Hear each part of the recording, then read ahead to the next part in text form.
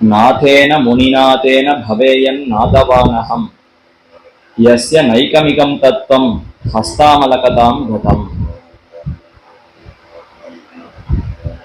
ஆச்சாரியர்களுடைய வரிசையிலே ஸ்ரீ வைஷ்ணவ குரு பரம்பரையிலே இந்த லோகத்திலே ஆழ்வார்களுக்கு அடுத்து முதல் ஆச்சாரியராய் அவதரித்தவர் சுவாமி நாதமுனிகள். அவருடைய திருப்பெயர் திருநாமத்திலேயே நாத என்கிற சொல் வருகிறதா? ஆகவே அவரை நாம் நாதராக கொண்டால் நம்மை நிச்சயம் நல்வழிப்படுத்துவார். சிறந்த உயர்ந்த அர்த்தங்களை கொடுத்து இந்த சம்சாரத்திலே கஷ்டப்படாதபடி இவரே நம்மை ரட்சிப்பார். இதத்தான் யதிராஜ சப்ததிங்கிற அற்புதமான ஸ்தோத்திர கிரந்தத்திலே வேதாந்தாச்சாரியர் தெரிவிக்கிறார். வரிசையா ஆச்சாரியர்களுக்கு வந்தனத்தை சமர்ப்பிக்கிறார். பின்னர் யதிராஜருடைய பெருமைகளை தெரிவிக்கிறார். அப்படி கூறும் பொழுது நாதமுனிகளை பத்தி அவருடைய பெருமைகளை விவரிக்கிறார். நாதேன முனிநாதேன பவேயம் நாதவான் அகம் யஸ்ய நைகமிகம் தத்துவம் ஹஸ்தாமலகதாம் கதம். ஆமலகம் என்பது நெல்லிக்கனி, நெல்லிக்காய். ஹஸ்த ஆமலகதாம் கதம், கையிலங்கு நெல்லிக்கனின்னு சொல்றோமா? உள்ளங்கையிலேயே நெல்லிக்கனி இருந்தால் அப்ப ரொம்ப பரிசிரமப்பட வேண்டாம். கையில சட்டுன்னு கிடைக்கக்கூடிய ஒரு பொருளாக அந்த நெல்லிக்கனி இருக்கிறது. நெல்லிக்கனிங்கிறது உயர்ந்த மதிப்பு கொண்டிருக்கிறது. நிறைய அதுல மருத்துவ குணங்கள் உண்டு, எத்தனையோ பெருமைகள் உண்டு. அப்படிப்பட்ட நெல்லிக்கனி உள்ளங்கையிலேயே இருந்தால் சிரமப்பட வேண்டாம். அத மாதிரி இப்போ நமக்கு யஸ்ய நைகமிகம் தத்துவம் என்றால் வேதாந்த விழுப்பொருளின் மேலிருந்த விளக்குன்னு ஆழ்வார் சாதித்தாரே. வேதாந்தங்களுக்குள்ளே கூடமாய் மறைக்கப்பட்டு ரொம்ப பாதுகாக்கப்படக்கூடிய வஸ்து பரமாத்மா. அவர் தானே வேதங்கள் அனைத்துக்கும் சாரமான எம்பெருமான். அந்த வேதங்களுக்கு சாரமா இருக்கக்கூடிய எம்பெருமானே உள்ளங்கை நெல்லிக்கனி போலே நமக்கு கிட்டி விடுவார். யாராலே? நாதேன முனிநாதேன பவேயம் நாதவானகம். எந்த நாதமுனியை நாம் நாதனாக கொண்டால் இந்த ஒரு பெருமை நமக்கு ஏற்படும் என்று தெரிவிக்கிறார். நாதமுனிகள் தான் நமக்கு உள்ளங்கை நெல்லிக்கனி போல எம்பெருமான் சுலபனாக இருக்கிறான்ங்கிறத ஆழ்வார்களுடைய திவ்ய பிரபந்தங்கள் ஈரச் சொற்களை காட்டி நமக்கு உபதேசித்தார். அதற்கு முன்னாடி வரைக்கும் ஞான மாத்திரம், ஞானமே உபாயம், வேதாந்த வாக்கியங்களை கசடர கற்று அந்த ஞானத்தினால்தான் மோக்ஷம், மோக்ஷம் முக்தி, ஞானான் மோக்ஷகா என்னதான் அனைவரும் உபதேசித்துக் கொண்டிருந்தனர். ஸ்ரீ வைஷ்ணவ சம்பிரதாயம் என்னதான் தழைத்திருந்தாலும் அந்த அளவுக்கு திருடதரமாய் உயர்ந்ததாய் உறுதியான பிரமாணங்கள் கையில் இல்லாதபடியினாலே அதை உறுதிப்பட திக்கெட்டும் அப்படி பறந்து ரொம்ப நிர்ணயித்து சொல்லுவதற்கு ஆச்சாரியர்களுக்கு பிரமாணங்கள் இல்லாது போனபடினாலே அது ரொம்ப பிரகாசமாக இல்லை. அந்த சமயத்திலே நாதமுனிகள் தான் பிரகாசப்படுத்தினார். இதோ இந்த ஆழ்வார்களுடைய ஈரச்சொற்கள், உயர்ந்த பிரமாணங்கள், திவ்ய பிரபந்தங்கள், இது கொண்டு நிர்ணயிக்கலாம். எம்பெருமான் சுலபன், கையிலங்கு நெல்லிக்கனி போல அவன் இருப்பான். அவனிடத்துல பக்தியோடு சரணாகதி செய்தால் அவ்வெம்பெருமானே நமக்கு உயர்ந்த மோட்சத்தை கொடுத்து விடுகிறார். இந்த அர்த்தத்தை எல்லாம் நமக்கு ஆச்சரியமா எடுத்து கொடுத்தவர், நிதி போல நமக்கு கொடுத்து போனவர் நாதமுனிகளா. ஆகவே நாதேன முனிநாதேன பவேயம் நாதவான் அகம். அடியேன் நாதவானாக ஆகிறேன். இதுவரைக்கும் அநாதைய போல கிடந்தேன். இதோ நாதமுனிகள் வந்தாரா, அவராலே நாம் அனைவருமே நாதர்கள், ஒரு நாதனை பெற்றவர்களாக ஆனோம். நமக்கும் ஒரு தலைவன் உண்டு, நாமெல்லாம் அவரை பின்பற்றக்கூடிய தொண்டர்கள். இப்படி இருப்பது எப்பேற்பட்ட ஒரு பாக்கியம். நமக்கு மட்டும் ஒரு தலைவர் இல்லைன்னா நாம எந்த வழி போவோம்னு திக்குமுக்காடி போயிருப்போம். ஒரே சிரமத்துக்கு தானே உள்ளாகி இருப்போம். சிரமமே வேண்டாம். இதோ இதற்கு பின்னாடி எத்தனை காலத்துக்கு எத்தனை பேர் வந்தாலும் நாமே நாதனாக இருந்து வழி நடத்துவோம் என்கிற அந்த ஒரு பெருமையோடு நாதமுனிகள் நமக்காக திவ்ய பிரபந்தங்களை கொடுத்து போனார். அப்படிப்பட்ட நாதமுனிகளுக்கு பிரணாமங்கள் என்று வேதாந்தாச்சாரியர் தெரிவிக்கக்கூடிய ஸ்லோகத்தை அனுபவித்தோம். அப்படிப்பட்ட நாதமுனிகள் நமக்கு நாதனாக இருக்கக்கூடிய தன்மையை எப்படி கட்டினார்னா, இதோ வீரநாராயணபுரத்திலே அங்கு மேல் நாட்டிலிருந்து வந்த ஸ்ரீ வைஷ்ணவர்கள் 6ஆவதுங்கிற அந்த 10 பாசுரங்களை அருளி செய்ய விண்ணப்பிக்க அதிலே 1010ன்னு வர மீதி இருக்கக்கூடிய 990 பாசுரங்கள் உங்களுக்கு போமோன்னு கேட்க அது எங்களுக்கு தெரியாது, இந்த 10 தான் தெரியும் என்று சொல்ல, சரி அதுல குருகூர் சடகோபன் சொன்னேன்னு வருகிறது. அப்ப குருகூர்ங்கிற ஊர் ஆழ்வார் திருநகரிக்கு போய் அங்கு ஷடகோபனை விசாரிக்கலாம்னா அவரும் என்றோ பரமபதித்து விட்டார். அப்ப அங்கே யார் இருக்கிறார்னா மதுரகவி ஆழ்வாருடைய சிஷ்யர், அந்த பரம்பரையில வந்தவர் பராங்குஷதாசர் அவர் தான் எழுந்தருள் இருந்தார். அவருக்கு வேறொரு 11 பாசுரங்கள் தெரிந்திருந்தது. கண்ணி நுண் சிறுத்தாம்பு என்கிற அந்த பதிகம் அது அவருக்கு தெரிந்திருந்தது. இதை 12000 முறை ஒருத்தர் உருச்சொன்னால் அவர்களுக்கு ஆழ்வார் நிச்சயம் சேவை சாதிப்பார். ஏகாகிர சித்தராய் வெளியில எந்த விஷயத்திலும் மனதை செலுத்தாமல் இதே நிஷ்டையோடு ஒருவன் அந்த புளிய மரத்தடியில இருந்து யார் ஒருவர் 12000 முறை விண்ணப்பிக்கிறாரோ உருச்சொல்லுகிறாரோ அவனுக்கு நித்தியமாக கண்டிப்பா நிச்சயம் ஆழ்வார் சேவை சாதிப்பார்னு கேள்விப்பட்டிருக்கிறோம். ஆனால் நாங்கள் இது வரைக்கும் முயற்சித்ததில்லைன்னு சொல்ல நாதமுனிகள் ஒரு பெரிய உபாயம் கிட்டி இருக்கிறதே. இப்பேற்பட்ட ஒரு சுலபமான வழி இருக்க இன்னும் இந்த திவ்ய பிரபந்தங்கள் நாம் பெறாமல் இருப்பது எப்படி முடியும்? உடனே முயற்சிப்போம்னு முயற்சித்தார். நேரே ஆழ்வார் பிரத்யட்சமாக சேவை சாதிக்க அவரிடத்திலிருந்து அந்த ஆழ்வார் அருளி செய்திருக்கக்கூடிய 4 வேதங்களுக்கு சமமான 4 திவ்ய பிரபந்தங்கள், அது மட்டுமல்லாது மற்ற ஆழ்வார்கள் அவர்கள் அருளி செயல்கள் அத்தனையும் சேர்த்து எப்படி பெற்றார்? முதல்ல ரகசியத்திரயத்தை விண்ணப்பித்து அதற்கு அடுத்து திவ்ய பிரபந்தங்களை உபதேசித்து அடுத்து தரிசன தாத்பரியங்களையும் கொடுத்தார். இந்த திவ்ய அதாவது நம்முடைய ஸ்ரீ வைஷ்ணவ சம்பிரதாயத்தினுடைய தாத்பரியங்கள் அஷ்டாங்க யோக ரகசியம் இது அத்தனையும் பிரசாதித்தருளினார்னு பார்த்தோம். இனி மேற்கொண்டு இதைத்தான் ஜெகத்துல அனைவருக்கும் உஜ்ஜீவனத்துக்கு உபாயம்ங்கிறத தான் உபதேசிக்க போகிறார். அந்த விஷயத்தை தான் மேல பின்பழகிய பெருமாழ்ச்சியர் குரு பரம்பரா பிரபாவத்திலே சாதிக்கிறார். மிக்க வேதியர் வேதத்தின் உட்பொருள் நிற்க பாடி என் நெஞ்சுள் நிறுத்தினான் என்று சொல்லுகிறபடியே நாதமுனிகளும் கிருதார்த்தராய் பொழிந்து நின்ன பிரானையும் ஆழ்வாரையும் சேவித்திருக்கிற அளவிலே மன்னனார் இப்பிரபந்தங்களை நம்முடைய முன்பே ஒரு உருச்சொல்ல வாரும் என்று நாதமுனிகளுக்கு சொப்னமுக்கேன அருளி செய்ய இவரும் மற்ற நாள் பொழிந்து நின்ன பிரானையும் ஆழ்வாரையும் சேவித்து இச்செய்தியை விண்ணப்பம் செய்ய ஆழ்வாரும் அர்ச்சகமுகேன ஆகில் நீர் வீரநாராயணபுரத்தேர போய் இப்பிரபந்தங்களை சமதம ஆத்ம சமதமாதி ஆத்ம குணங்களை உடையரான ஸ்ரீ வைஷ்ணவர்களுக்கு அரிய கற்று வள்ளராம்படி ஓதுவியும் என்று நியமித்து தீர்த்த பிரசாதங்களையும் பிரசாதித்து விடை கொடுத்து அருளினார். நம்மாழ்வாரிடத்திலிருந்து அத்தனை அர்த்தங்களையும் பெற்றாரா? அப்ப நம்மாழ்வார் ஆச்சாரியராகிறார், நாதமுனிகள் சிஷ்யராகிறார். சிஷ்யர் அர்த்தங்களை பெற்றுக்கொண்டால் தொண்டு பண்ணணுமா இல்லையா? சரீரம் வசு விஞ்ஞானம் அனைத்தும் சச்சிஷ்யன் ஒரு ஆச்சாரியனுக்கு சமர்ப்பித்து ஆச்சாரியனே கதி என்ன அங்கே இருக்கணும்னு சாஸ்திரங்கள் தெரிவிக்கிறது. இப்பேற்பட்ட உயர்ந்த திவ்ய பிரபந்த அர்த்தங்கள் தர்சன தாத்பரியங்கள் அஷ்டாங்க யோகம் அனைத்தையும் கொடுத்து போன ஆழ்வாருக்கு நாம இங்கேயே இருந்து உகப்பாக கைங்கரியம் பண்ண வேண்டுமே. அதனால ஆழ்வார் திருநகரிலேயே நித்தியவாசமாக இருந்தார். மதுரகவி ஆழ்வார் தெரிவிக்கிறார், மிக்க வேதியர் வேதத்தின் உட்பொருள் என்னுடைய அளவை பார்த்து எனக்கு உபதேசிக்கும் ஆழ்வார். நான் எவ்வளவோ தாழ்ந்தவன், எனக்கு உபதேசித்த அர்த்தம் எவ்வளவு சீர்மை பெற்றதுன்னா மிக்க வேதம், உயர்ந்த வேதம், எத்தாலும் பாதிப்படையக்கூடாத தோஷமே இல்லாத நித்தியமான உயர்ந்த பிரமாணமா இருக்கக்கூடிய வேதம். சரி, அந்த வேதத்திலையும் மேம்போக்கா ஏதான ஒரு அர்த்தத்தை சொன்னாரானா உட்பொருளை சொன்னாரே. வேதமே மிகவும் உயர்ந்தது, மிக்க வேதத்தினுடைய உட்பொருளை நிற்கப்பாடி, அதுவும் என்னுடைய தாழ்ந்த இந்த மனசு நின்னவானில்லா நெஞ்சினையுடையேன்னு இந்த மனசு எதிரியுமே ஒரு 5 நிமிஷம் இதை அனுபவின்னு சொன்னா கூட அதை நிலைத்து அனுபவிக்க முடியாத இந்த நெஞ்சத்துக்குள்ளே உயர்ந்த வேதத்தினுடைய உட்பொருளை நன்றாக நிற்கும்படி பாடினாரே. என் நெஞ்சுள் நிறுத்தினான். கனவா நனவான்னு தெரியலையே, இந்த நெஞ்சத்துக்குள்ள எப்படி பேர்பட்ட உயர்ந்த அர்த்தத்தை நிறுத்தினார்? பெரிய சாகசமா இருக்க. இரும்பை பொன்னாக்குமா போலே, ஒரு குமுட்டி அடுப்புல தாமர புஷ்பம் பூக்குமோ அத மாதிரி ஒரே கரடு முரடா இருக்கக்கூடிய இந்த நெஞ்சம்ங்கிறது எப்போலேருந்தோ தாழ்ந்த விஷயத்துலதான் ஈடுபட்டிருக்கு. பல அனாதியான தொன்மையான பிறவிகள் முழுக்க இனி மிச்சம் இல்லாம எத்தனையோ பாப்பங்களையே செய்து கூடு குறித்திருக்கக்கூடிய நெஞ்சத்திலே அதே நெஞ்சத்துல இப்ப உயர்ந்த வேதாந்தத்தினுடைய அர்த்தத்தை வைக்கிறாருன்னா இப்படி ஒரு தராதரம் பார்க்க வேண்டாமா? நாம கூட யாருக்கான ஒரு பொருளை கொடுக்கிறோம்னா அவர் எப்படிப்பட்டவர்னு பார்த்துதானே கொடுப்போம். ஆழ்வார் இந்த மாதிரி எதையுமே பார்க்காமல் நம்முடைய நெஞ்சத்துல நிறுத்தினாரே என்ன ஆச்சரியப்படுகிறார் மதுரகவி ஆழ்வார். இன்னைக்கும் இந்த திவ்ய கஷேத்திரம் திருவல்லிக்கேணியில உள்ள ஆழ்வார்கள் வரிசையில ஆழ்வாரை போய் சேவித்தால் மதுரகவி ஆழ்வார் தம்முடைய உள்ளத்தை நோக்கி இப்படி உபதேசிக்குமா போலே கைகளை வைத்துக் கொண்டுதான் சேவை சாதிக்கிறார். இதே போல காஞ்சி தேவப்பெருமாள் சன்னதியிலே நம்மாழ்வார் தம்முடைய மனசுக்கு தொழுதழு என் மனனேன்னு மனசுக்கு உபதேசிக்குமா போல ஏற்றிருக்காரா? அந்த திருக்கோலத்துல இங்க மதுரகவி ஆழ்வார் சேவை சாதிக்கிறார்.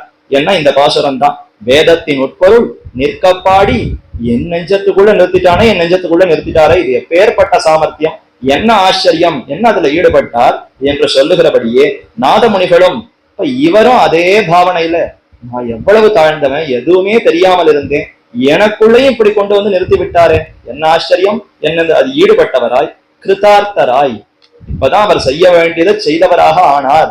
செய்த வேள்வியர் பாசுரங்கள் இருக்கேன். இந்த அர்த்தத்தை தெரிந்து கொண்டு விட்டால் இனி எதுவுமே செய்ய வேண்டுவது ஒன்றுமே இல்லை, நம் முயற்சி எதுவுமே இல்லைன்னு இப்பதானே தெரியறது. வேதங்கள் எல்லாம் வாசிக்க வாசிக்க நாம நிறைய முயற்சிக்கணும், தர்ம பாதையில நிறைய ஊற்றத்தோடு இருக்கணும், நம் முயற்சி எத்தனைக்கு இருக்கிறதோ அந்த அளவுக்குத்தான் பலன் என்னதான் அதுல இருந்து மேலெழுந்த வாரியாக ஒரு அறிவு வரும். ஆனா இந்த திவ்ய பிரபந்தங்களுடைய அர்த்தம் மனசுல பதிய பதியத்தான் நம் முயற்சிங்கிறது இங்க ஒண்ணுமே இல்லை போல இருக்கு, முயற்சி முழுவதும் அவர்துதான். அவர் தான் முயன்று முயன்று என்ன கரை தேர்க்க பார்க்கிறார், இத்தனை அவதாரங்கள் எடுக்கிறார், இத்தனை பிறவியை கொடுக்கிறார். அப்ப நான் முயற்சித்து இங்கிருந்து விடுபடுவதுங்கிறதே ஒன்று இல்லைங்கிறது ஸ்பஷ்டமா தெரிய வரக்கூடியது திவ்ய பிரபந்தங்களா.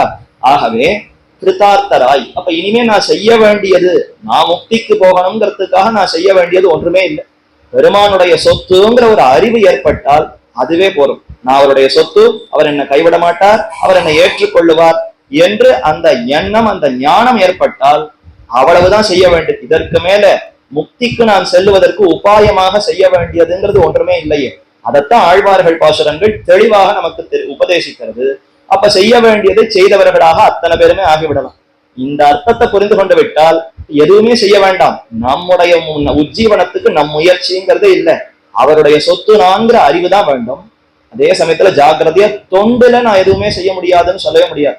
கைங்கரியத்துல மிச்சம் இல்லாமல் ஒழிவில் காலம் எல்லாம் உடனாய் மண்ணி வழிவிலா அடிமை செய்ய வேண்டும் நாம், அங்க வேண்டும் நாம்னு ஸ்பஷ்டமா போட்டிருக்காரு. அப்ப அடிக்கோடிட்டு அதை நல்லா மனசுல வாங்கிக்கணும். ஆமா எவ்வளவும் செய்யணும், இத்தனையும் கைங்கரியம்ங்கிற ஒரு எண்ணத்துல செய்யணுமே தவிர உபாயம்ங்கிற எண்ணத்துல எதுவுமே செய்யக்கூடாதா. இப்ப உபாயம்னு வந்தால் கை ஓய்ந்து என்னால எதுவும் முடியாது, ரொம்ப சோம்பல் தனத்தோடு சோம்பேறியா இருக்கணும்.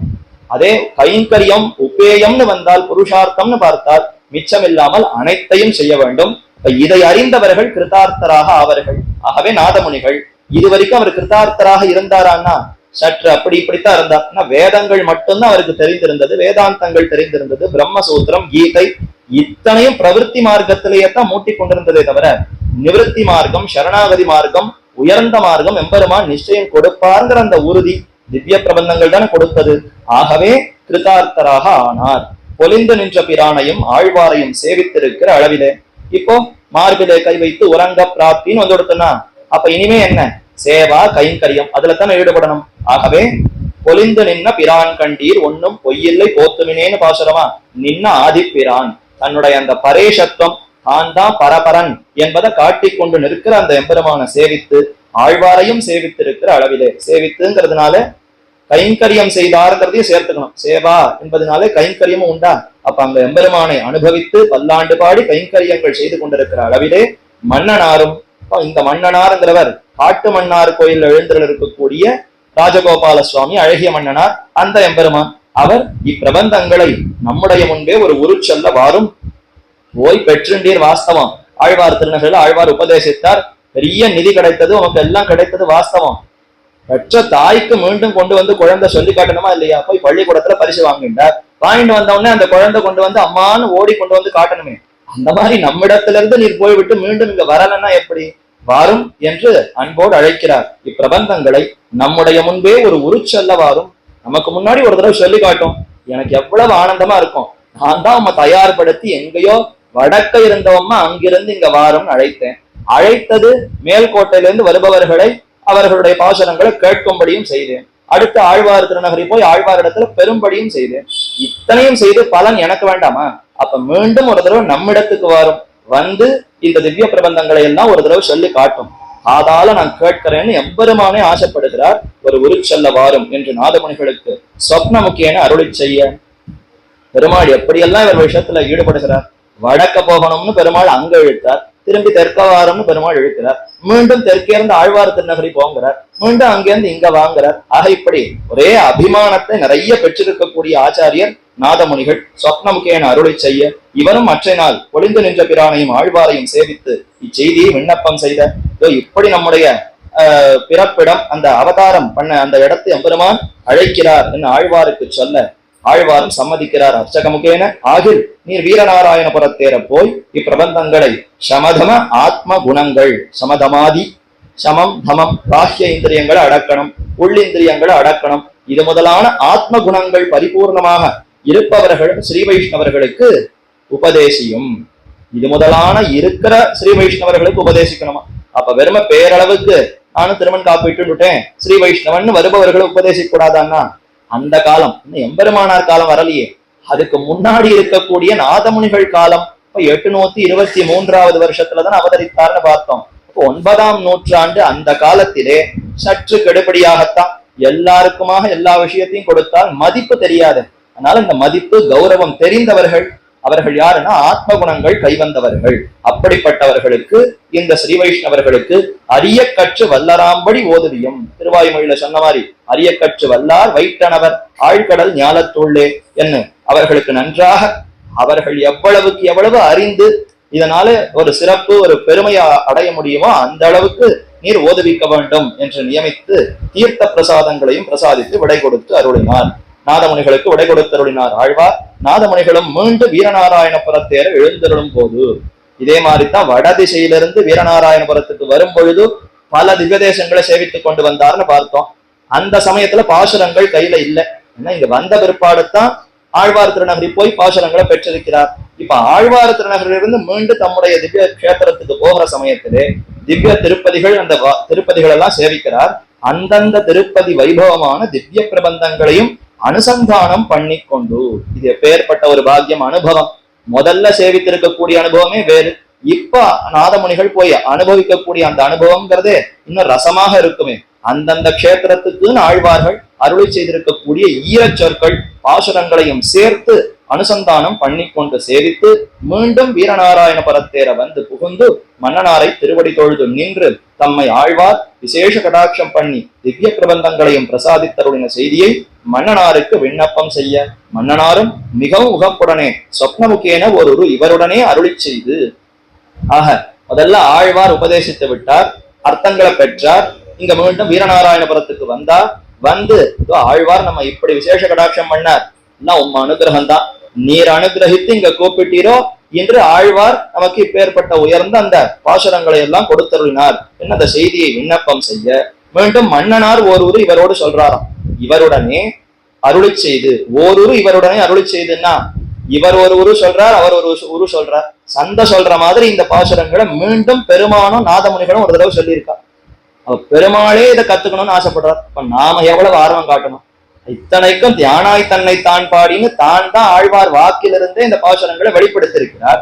இப்ப அவருக்கு தெரியாதா? நிச்சயம் அவர் தான் வெளிப்படுத்தியிருக்கிறார்னா இருந்தாலும் ஒரு ஆச்சாரியர் மூலமாக இந்த பாசுரங்களை நாம கற்கணும் என்ன அவர் ஆசைப்பட்டு ஆழ்வார் மூலமாக நாதமுனிகள் பெற்ற அந்த பாசுரங்களை ஓரொரு தாமும் அந்த காட்டுமன்னாயர் கோயில் எம்பெருமானும் நாதமுனிகளோடு சொப்னமுகேன ஓரொரு இவருடனே அருளி செய்து சம்சாரிகளை உஜ்ஜீவிப்பிற்காக கரணகலேபரங்களை கொடுத்தும் சாஸ்திரங்களை தந்தும் நாமே வந்து பிறந்தும் இவை இத்தனையும் செய்த விடத்திலும் காரியகரமாய் அற்றில்லை. ஆன பின்பு ஆழ்வார்களுடைய திவ்ய பிரபந்த முகேன வாய்த்து திருந்தித்து என்ன பெருமான் இப்படிப்பட்ட பிரபந்தங்கள் பிரமுஷிதமாய் கிடக்க ஒண்ணாது என்று பார்த்தருளி இவரை கொண்டு இவற்றை பிரகாசிப்பிக்க வேணும் என்று நினைத்து எவ்வளவோ நாம பரம்பரையா பல காரியங்களை பண்ணி பார்த்தோம். ஒண்ணுத்துக்கும் இந்த ஜனங்கள் சம்சாரிகள் திருந்துவதாக தெரியல. உஜ்ஜீவிப்பிற்காக கரணகலேபரங்களை கொடுத்து சிருஷ்டி தொடக்கத்திலே சரி இனி சிருஷ்டிக்கலாம்னு பஞ்சபூதங்களை படைத்து ஒரு சரீரத்தை கொடுத்து அதற்குன்னு இந்திரியங்களை கொடுத்து இத்தனையும் கொடுத்ததே முன்னீர் ஞாலம் படைத்த முகில்வண்ணனேன்னு கொடுத்ததே உஜ்ஜீவனம் அடைவதற்கா. ஆனா அது காரியகரமாகவில்லை. சாஸ்திரங்களை தந்தும் வெறும உடலை மட்டும் கொடுத்துட்டோம். உடலை எந்த விதத்துல பயன்படுத்தணும், எது செய்ய தகுந்தது எது செய்ய தகாததுன்னு அதுக்குன்னு சாஸ்திரத்தை கொடுப்போம். அடுத்து சாஸ்திரம் அந்த பிரமாணங்களை கொடுத்தார். அதை கொடுத்தும் திருந்தவில்லை. ஏன்னா அதை கற்பதற்கே ஞானம் வேண்டுமே. அந்த ஞானமே இல்லாமல் தவிப்பவர்களுக்கு அந்த சாஸ்திரத்தினால என்ன பயன்? அதுவும் பயன்படவில்லை. நாமே வந்து பிறந்தோம், சரி போகட்டும், நாமே கீழே வந்து அவதரித்தால் பெருமான் நினைக்கிறார், நான் பெருமான் நினைத்து 4 பேர் என்னை வந்து வணங்கி என்னிடத்துல இருந்து அந்த அன்பு அருளை பெற்று உஜ்ஜீவனம் அடையட்டுமேனு தாம் வந்து பிறந்து பார்க்கிறார். அவர் பாடு அவர், நம் பாடு நாம், அப்பவும் அவரோடு சேராமல் நாம ஏதோ ரஜோகுணம் தமோகுணம் பிடித்தவர்களாகவே சுத்தி கொண்டிருந்தோம். எம்பெருமானை பார்த்து மாயாவி சித்து வேலை செய்பவன் என்ன, அவனை நம்மோடு சேர்ந்தவனாக பார்க்காமல் அவனை உயர்ந்தவன்கிற மதிப்பும் கொடுக்காமல் உதாசீனப்படுத்தி அவமானப்படுத்தி இப்படிதான் செய்திருக்கிறோம். கண்ணன் அதைத்தான் அவஜானந்தி மாமூடாக மானுஷீந்தனம் ஆசிரிதம் பரம்பாவம் அஜானந்தா மம பூத மகேஸ்வரம். நான் எப்பேற்பட்டவன்னு தெரியாமல் எல்லாரும் அவமானம் செய்கிறார்கள். ஏதோ இவர்களுக்கு நடுவே எளியவனாக காட்டணுங்கிறதுக்காக இடையர் குலத்துல ஆடு மாடுகளை மேய்த்தால் உடனே வெறும் ஆடு மாடு மேய்க்கும் இடையன் இவன் காலில் நாம போய் விழுவதா, என்ன யாரும் என்ன வணங்குவதற்கே வரமாட்டேன் என்று கர்வத்தோடு இப்படி சுத்தி கொண்டிருக்கிறார்களேன்னு வருத்தத்தோடு தெரிவித்தாரா. அப்ப அவதாரங்களும் பிரயோஜனப்படவில்லை. ஆன பின்பு இவை இத்தனையும் செய்த விடத்தும் காரியகரமாய் அர்த்தில்லை. ஒன்னும் காரியமே ஆகல. பொருளென்று இவ்வுலகம் படைத்தவன் புகழ்மேல்னு மீண்டும் மீண்டும் படைக்கிறார். ஒரு காலத்திலாவது இது பயன் தரும் என்று முயற்சிக்கிறார். பயனே கொடுக்கலையாம். அப்படி கையோய்ந்து போன எம்பெருமான் வாழ்வார்களுடைய திவ்ய பிரபந்தம் முக்கியனவாய்த்து திருந்தித்து இன்னைக்கு இப்போ அவர் அவதரித்தது துவாபர யுகம், திரேதாயுகம், அந்த யுகத்தெல்லாம் முடிந்து இப்ப கலியுகத்துல நாதமுனிகள் காலம் வந்துடுதா. அப்ப இந்த காலத்துல இப்ப நிறைய பேர் திருந்திருக்கிறார்களே. ஆழ்வார்களுடைய உபதேசங்கள் இதோ உலகம் முழுக்க பரவி அதனை கேட்டு அத்தனை பேரும் திருந்த போகிறார்கள்னா இதுதான் இன்னும் சிறந்தது என்று அதை தாம் திருவுள்ளத்திலே கொண்டு இப்படிப்பட்ட இந்த பிரபந்தங்கள் பிரமுஷிதமாய் அப்படியே மறைந்து தேய்ந்து கிடைக்காமல் அரிதாக இருப்பதுங்கிறது கூடாது. இது எல்லோருக்கும் போய் சேர வேண்டும். இவற்றை பிரகாசிப்பிக்க வேண்டும். இவரை கொண்டு இவற்றை பிரகாசிப்பிக்க வேண்டும்.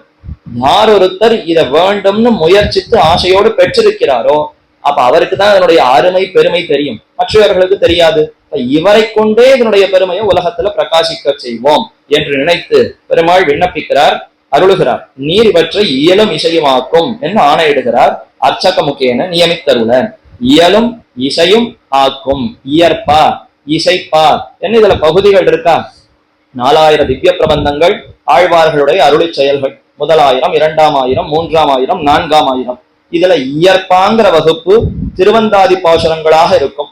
முதலாழ்வார்கள் அருளி செய்த திவ்ய பிரபந்தத்திலிருந்து தொடங்கி இறுதியாக திருமங்கையாழ்வார் அருளி செய்திருக்கக்கூடிய சிறிய திருமடல், பெரிய திருமடல், இது பரியந்தம் இயற்பா. அப்ப இயலாக சொல்லுவது நேர அந்த பாசுரங்களை அப்படியே விண்ணப்பித்தாலே தனித்து அதற்குன்னு ஒரு இசை இருக்கும், ஒரு மெட்டு இருக்கும். அதுவே மனதை மயக்கும். தனியா இசையை கூட்டணுங்கிற அவசியமே இல்லை. அது அந்தாதி பாசுரங்கள், விருத்த இந்த மாதிரியான பாசுரங்கள். அதே மற்ற 3000 பாசுரங்கள் அந்தந்த பாசுரத்துக்கு ஏற்ப ஆழ்வாருடைய பாவத்தை வெளிப்படுத்துமா போல இசைய கூட்டணும். அதற்குன்னு இருக்கக்கூடிய பண் ராகம் இதை சேர்த்து அந்தந்த இசையோடு பாடினால் இன்னும் மனதை கவரக்கூடிய விதத்திலே ஆச்சரியகரமா இருக்குமா. அப்ப இயலும் இசையும் ஆக்கும் என்று எம்பெருமான் நியமிக்கிறார். நாதமுனிகளை பார்த்து நீர் தான் இந்த பாசுரங்களை பெற்றிருக்கிறீர், அப்ப நீர் தான் இதை இயலும் இசையுமாக ஆக்க வேண்டும். எப்படி வேதவியாசர் வேதங்களை எல்லாம் பெற்றவர், சரி ருக்வேதம், எஜுர்வேதம், சாமவேதம், அதர்வண வேதம்னு பிரித்து இன்னன்னார் இன்னபடி இதை போதவிக்க வேண்டும், இதை ஓத வேண்டும்னு ஏற்படுத்தினாரா. அந்த மாதிரி இப்ப இந்த திவ்ய பிரபந்தத்தை நீர் இப்போ அதை செப்பனிடும். அதை என்ன மாதிரி பிரிக்கலாம், எது எந்தெந்த வகுப்புல சேரும், எதை எப்படி ஓத வேண்டும், இதையெல்லாம் நீர் தான் செய்ய வேண்டும் என்று விண்ணப்பிக்க அர்ச்சகமுகேன நியமித்தருள நாதமுனிகளும் தம்முடைய மருமக்களான கீழையகத்தாழ்வாரையும் மேலையகத்தாழ்வாரையும் அழைத்தருளி ஆழ்வார் நம்மை விசேஷ கடாட்சம் பண்ணி அருளினார். பிரசாதித்தருள இந்த திவ்ய பிரபந்தங்களை இயலுமிசையும் ஆக்க வேணும். அது செய்யும் இடத்து இன்கவி பாடும் பரமகவிகள் அருளி செய்ததாய் செஞ்சொலால் எடுத்த தெய்வநன்மாலையான திவ்ய பிரபந்தங்கள் ஆகையாலே இத்தை திவ்ய கானத்திலே சேர்த்து பாட வேணும் என்று அவர்களையும் கூட்டிக் கொண்டு ஸ்ரீ வேதவியாச பகவான் வேதங்களை உதாத்த அனுதாத்த ஸ்வரித்த பிரச்சய யுக்தங்களாக உச்சரிக்கலாம்படி பண்ணினா போலே நாதமுனிகளும் இத்திவ்ய பிரபந்தங்களை திவ்ய கானத்திலே அடைத்து இயலுமிசையும் ஆக்கி பாடுவித்தருட இது லோகத்திலே பிரசித்தமாயிற்று. இன்னைக்கு நமக்கு பிரசித்தமா கிடைச்சதுன்னா 1200 வருஷத்துக்கு முன்னாடி நாதமுனிகள் செய்த அந்த ஒரு சிறந்த கைங்கரியம். விதை விதைக்குமா போலே அவர் இத்தனையும் செய்திருக்கிறார்.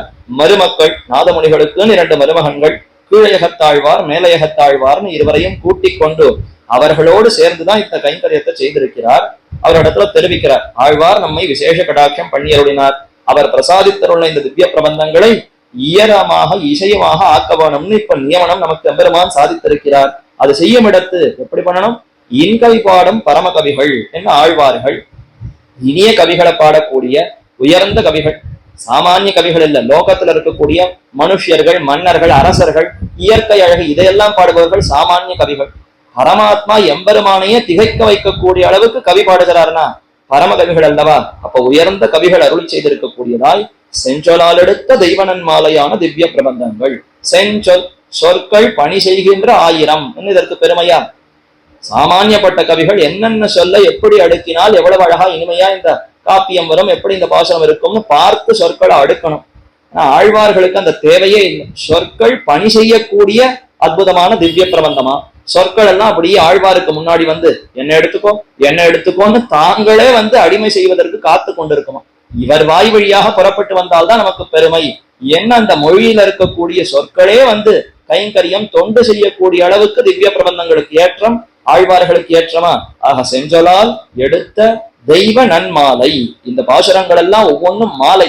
எப்படி புஷ்பங்களை பல வண்ணம் நறுமணம் கூடிய புஷ்பங்களை சேர்த்து தொடுத்தால் மனதை கவரக்கூடிய அழகான ஒரு மாலை வருமோ, அத மாதிரி இந்த பாசுரங்கள் ஒவ்வொன்னையும் சேர்த்து பார்த்தால் அழகான ஒரு அபிப்பிராயம், ஒரு பாவம் இழையோடி அப்படியே மனதை குளிர்விக்கிறது, ஆனந்தத்தை கொடுக்கிறது. அப்ப இதுவே ஒரு சூட்டிக் கொள்வதற்கு ஒரு உயர்ந்த மாலையை போல இருக்கு. செஞ்சொலால் எடுத்த தெய்வ நன்மாலை. இது உயர்ந்த தெய்வத்தினாலேயே பாடப்பட்ட மாலை, எம்பெருமானுடைய அருளாலேயே வந்த மாலை, நன்மாலை, திவ்ய பிரபந்தங்கள் ஆகையாலே இதை திவ்ய கானத்திலே சேர்த்து பாட வேணும். சாமானிய பாசுரங்கள்னா பாடல்கள்னா ஏதோ இந்த உலகத்து பண் ராகத்துல வைத்து பாடிடலாம். இது உயர்ந்த தேவகானத்துல பாட வேண்டிய உயர்ந்த பெருமை கொண்டிருப்பது. தேவகானம் மனுஷ கானம்னு 2 உண்டா.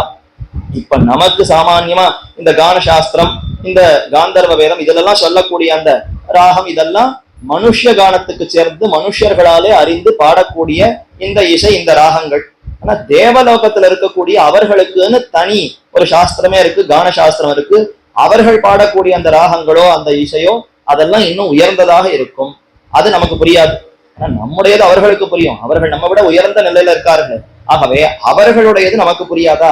ஆனால் அது இவருக்கு தெரியும். சிறந்த நாதமுனிகள் யோகத்திலே சாஸ்திரம், யோக சாஸ்திரத்திலே வல்லவரானபடியினாலே இவருக்கு எம்பெருமானுடைய அருளாலே அந்த தேவகானம்ங்கிறது நன்கு கைவரப்பெற்றவராக இருக்கிறார். அதை தம்முடைய மருமக்கனார்களுக்கும் சொல்லிக் கொடுத்து இந்த திவ்ய பிரபந்தங்களை தேவகானத்திலே தான் சேர்த்து பாட வேண்டும், திவ்ய கானத்திலே இதை சேர்த்து இசைத்து பாட வேணும் என்று அவர்களையும் கூட்டிக் கொண்டு ஸ்ரீ வேதவியாச பகவான் வேதங்களை உதாத்த அனுதாத்த ஸ்வரித பிரச்சய யுக்தங்களாக, ஸ்வரங்கள் உயர தூக்கி சொல்ல வேண்டிய இடம், கீழே தாழ்ந்து குரலை தாழ்த்தி சொல்ல வேண்டிய இடம், நடுவாக சொல்ல வேண்டிய இடம், சற்று நேரம் மாத்திரைகளை நீட்டி சொல்ல வேண்டிய இடம், இப்படி எல்லாம் இருக்கேன். அந்த மாதிரி எப்படி வேதத்துல பல இசைகளோடு அந்த ஒரு ஸ்வரங்களோடு அந்த வேதம் அமைந்திருக்கிறதோ அதே போல திவ்ய பிரபந்தங்களுக்குன்னு ஸ்வரம் உண்டு. இன்னைக்கும் சிறிய திருமடல் சேவிக்கிறான்னு சொன்னா அது தனி ஸ்வரம். அதே இயற்பால முதல் திருவந்தாதி 2ஆம் திருவந்தாதி சேவிக்கிறான்னா அது தனி ஸ்வரம். திருமொழி சேவிக்கிறார்கள்னா அது தனி ஸ்வரம். திருவாய்மொழி சேவித்தால் அது தனி ஸ்வரம். இருக்கவே இருக்கு. ராமானுச நூத்தந்தாதி சேவித்தால் மனதை கொள்ளக்கூடிய ஒரு உயர்ந்த இசை ஸ்வரத்தோடு அது சேவிக்கப்படுகிறது. ஆக இப்படி இந்த திவ்ய பிரபந்தங்கள்ல பல ஸ்வரம் இன்னைக்கு நாம வைத்துக் கொண்டிருக்கிறோம். இது எதுவுமே தேவகானம் அல்ல. நமக்கு எதுவுமே தேவகானம்ங்கிறது நமக்கு தெரியாது. இது எல்லாமே நமக்கு முன்பு இருக்கக்கூடிய சில ஆச்சாரியர்கள் பார்த்து ஏற்படுத்தி வைத்ததை இன்னைக்கு நாம பின்பற்றி கொண்டிருக்கிறோம். ஆனா இதற்கு ரொம்ப முன்னாடியே 1200 வருஷத்துக்கு முன்பாக நாதமுனிகள் தாம் தேவகானத்துல தான் இதை முதல்ல பரப்பி இருக்கிறார். தேவகானத்திலையும் பாடியிருக்கிறார், மனுஷ கானத்துல சற்று அதையும் உபதேசித்திருக்கிறார். எல்லாருக்குமே தேவகானம்ங்கிறது வராது. ஆகவே முதற்கண் அதை தேவகானத்துல இசைத்து பின்னர் மனுஷ கானத்திலையும் பரப்பியிருக்கிறார்னு தான் கொள்ளணும். பண்ணினா போலே நாதமுனிகளும் இத்திவ்ய பிரபந்தங்களை திவ்ய கானத்திலே அடைத்து இயலும் இசையுமாக்கி பாடுவித்தருள. அப்ப இயற்பான சிலதை பிரித்தார், இசைப்பான பிரித்தார். அதற்குன்னு திவ்ய கானம் என்னென்னவோ சேர்த்து இந்த லோகத்திலே அது ரொம்ப பிரசித்தமாக ஆச்சு. இப்படி நாதமுனிகள் செய்தாருங்கிறது உலகத்துல ரொம்ப பிரசித்தமாக அனைவராலும் கொண்டாடப்பட்ட ஒரு சிறந்த பெருமையாகவே ஆனது. அனந்தரம் கங்கை கொண்ட சோழபுரத்திலே அந்த ராஜ்யத்துக்கு ராஜாவான சோழன் வாசலிலே, கங்கை கொண்ட சோழபுரம் அனைவரும் கேள்விப்பட்டிருக்கக்கூடிய இடம். அங்க இருக்கக்கூடிய ராஜா சோழன், அவருடைய அரண்மனை வாசலிலே தேவகானம் பாடுவாள் ஒருத்தியும் மனுஷகானம் பாடுவாள் ஒருத்தியுமாக 2 வாரஸ்திரீகள் தங்களில் விவாதமாய் வந்து, இந்த தேவகானம்ங்கிறது சிலருக்கு ஏதோ முன் ஜென்ம அந்த ஒரு பூர்வ வாசனை அனுகிரக விசேஷத்தினாலே வருகிறோம். கூட சில குழந்தைகள் 2 வயசுலே ராகங்களை எல்லாம் தெரிந்து பாடுகிறது, ரொம்ப ப்ராடிஜின்னு சொல்றோமே. அந்த மாதிரி சிலருக்கு தேவகானமும் தெரிந்திருக்கிறது. அந்த காலத்துல அப்படி தெரிந்தவர்களும் சிலர் இருந்திருக்கிறார்கள்.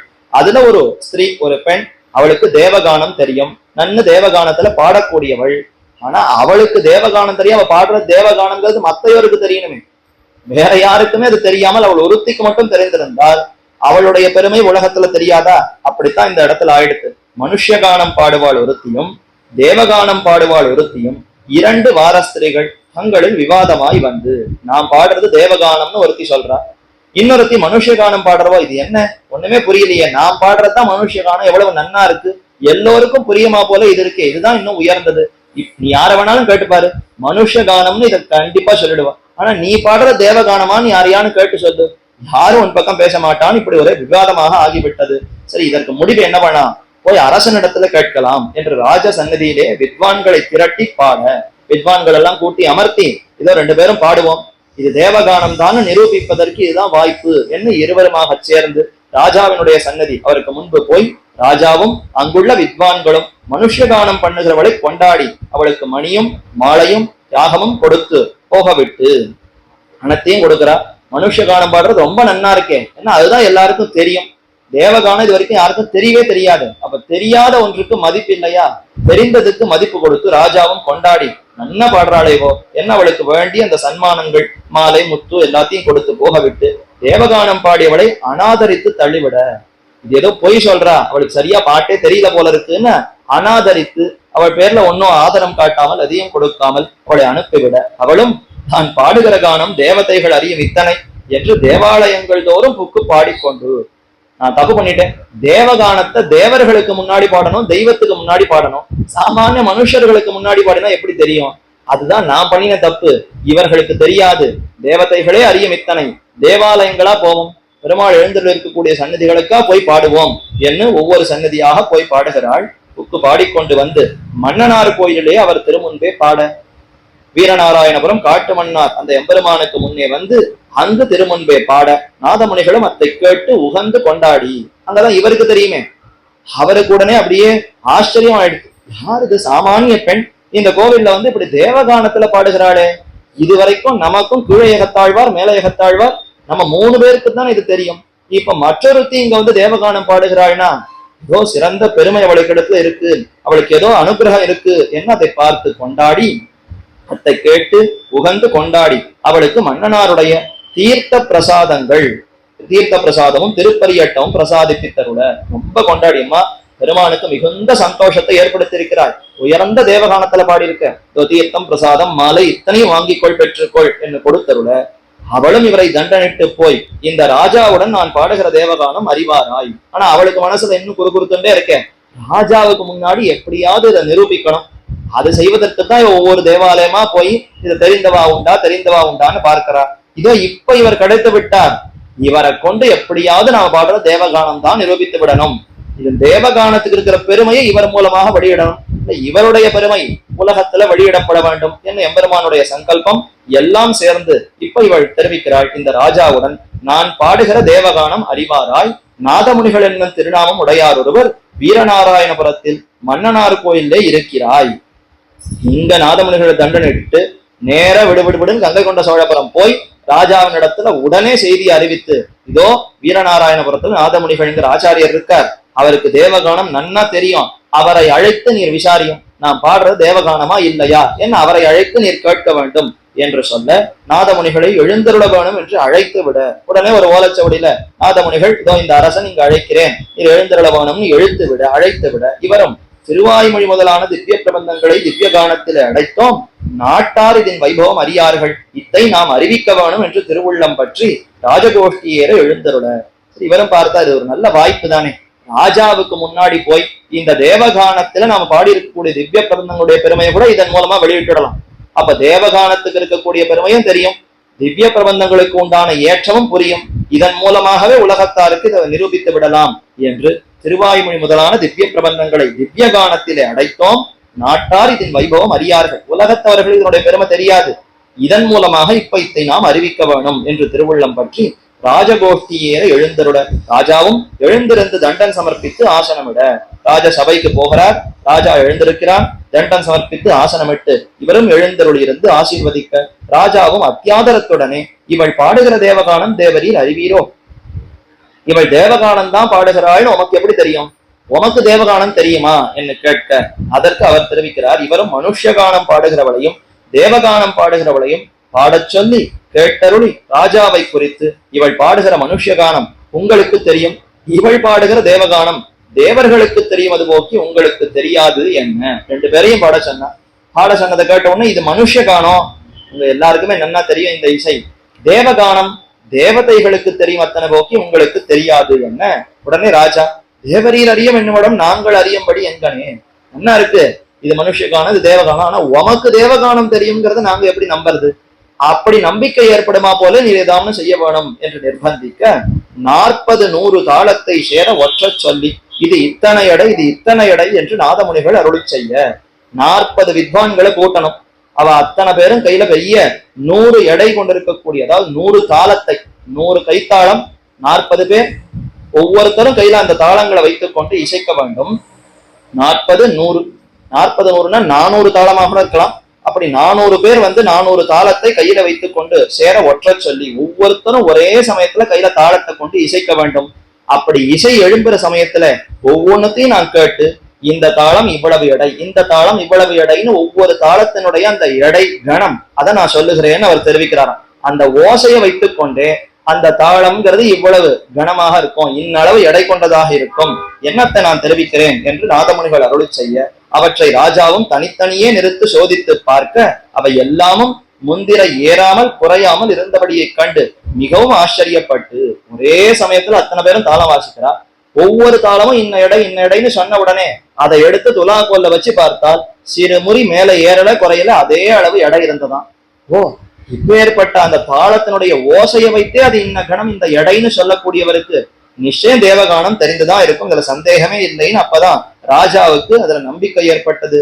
ஆச்சரியப்பட்டு நாதமுனிகளுடைய ஸ்ரீபாதத்திலே தண்டனிட்டு பகுத்ரவியத்தை சமர்ப்பிக்க தேட, சரி இப்பேற்பட்ட நாதமுனிகள் சிறந்த ஆச்சாரியர், நிறைய அவருக்கு சன்மானம் பண்ணணும், திரவியங்களை கொடுக்க, இவரும் சதுர்முக பசுபதி சதமக பிரபிருதி பதங்களை நிராகரித்திருக்கும் நிஸ்பிருகராகையாலே நமக்கு இவை ஒன்றும் வேண்டாம் என்று ராஜாவை ஆசீர்வதித்து மீண்டும் வீரநாராயணபுரத்தை எழுந்தருளி, சதுர்முகன் பிரம்மா, பசுபதி ருத்ரன், சதமகன் இந்திரன், இது முதலான அவர்களுடைய பட்டமே ஒண்ணும் இல்லை, அந்த பதவியே துச்சம் என்று நான் அப்படி இருக்கக்கூடிய நான், நீ கொடுக்கக்கூடிய செல்வத்துக்கு ஆசைப்படுவேன், எதுவும் வேண்டாம், அது அத்தர்வனை விட்டுட்டு உமக்கு ஆசீர்வாதம் என்று ஆசீர்வாதம் பண்ணி மீண்டும் வீரநாராயணபுரத்தை எழுந்தருளி மன்னனார் திருவடிகளிலே கைங்கரியைக்கு நிரதராய் வாழ்ந்து கொண்டிருக்கும் காலத்திலே அப்ப தேவகானத்தினுடைய பெருமையை உலகத்துக்கு அறிவித்தார்.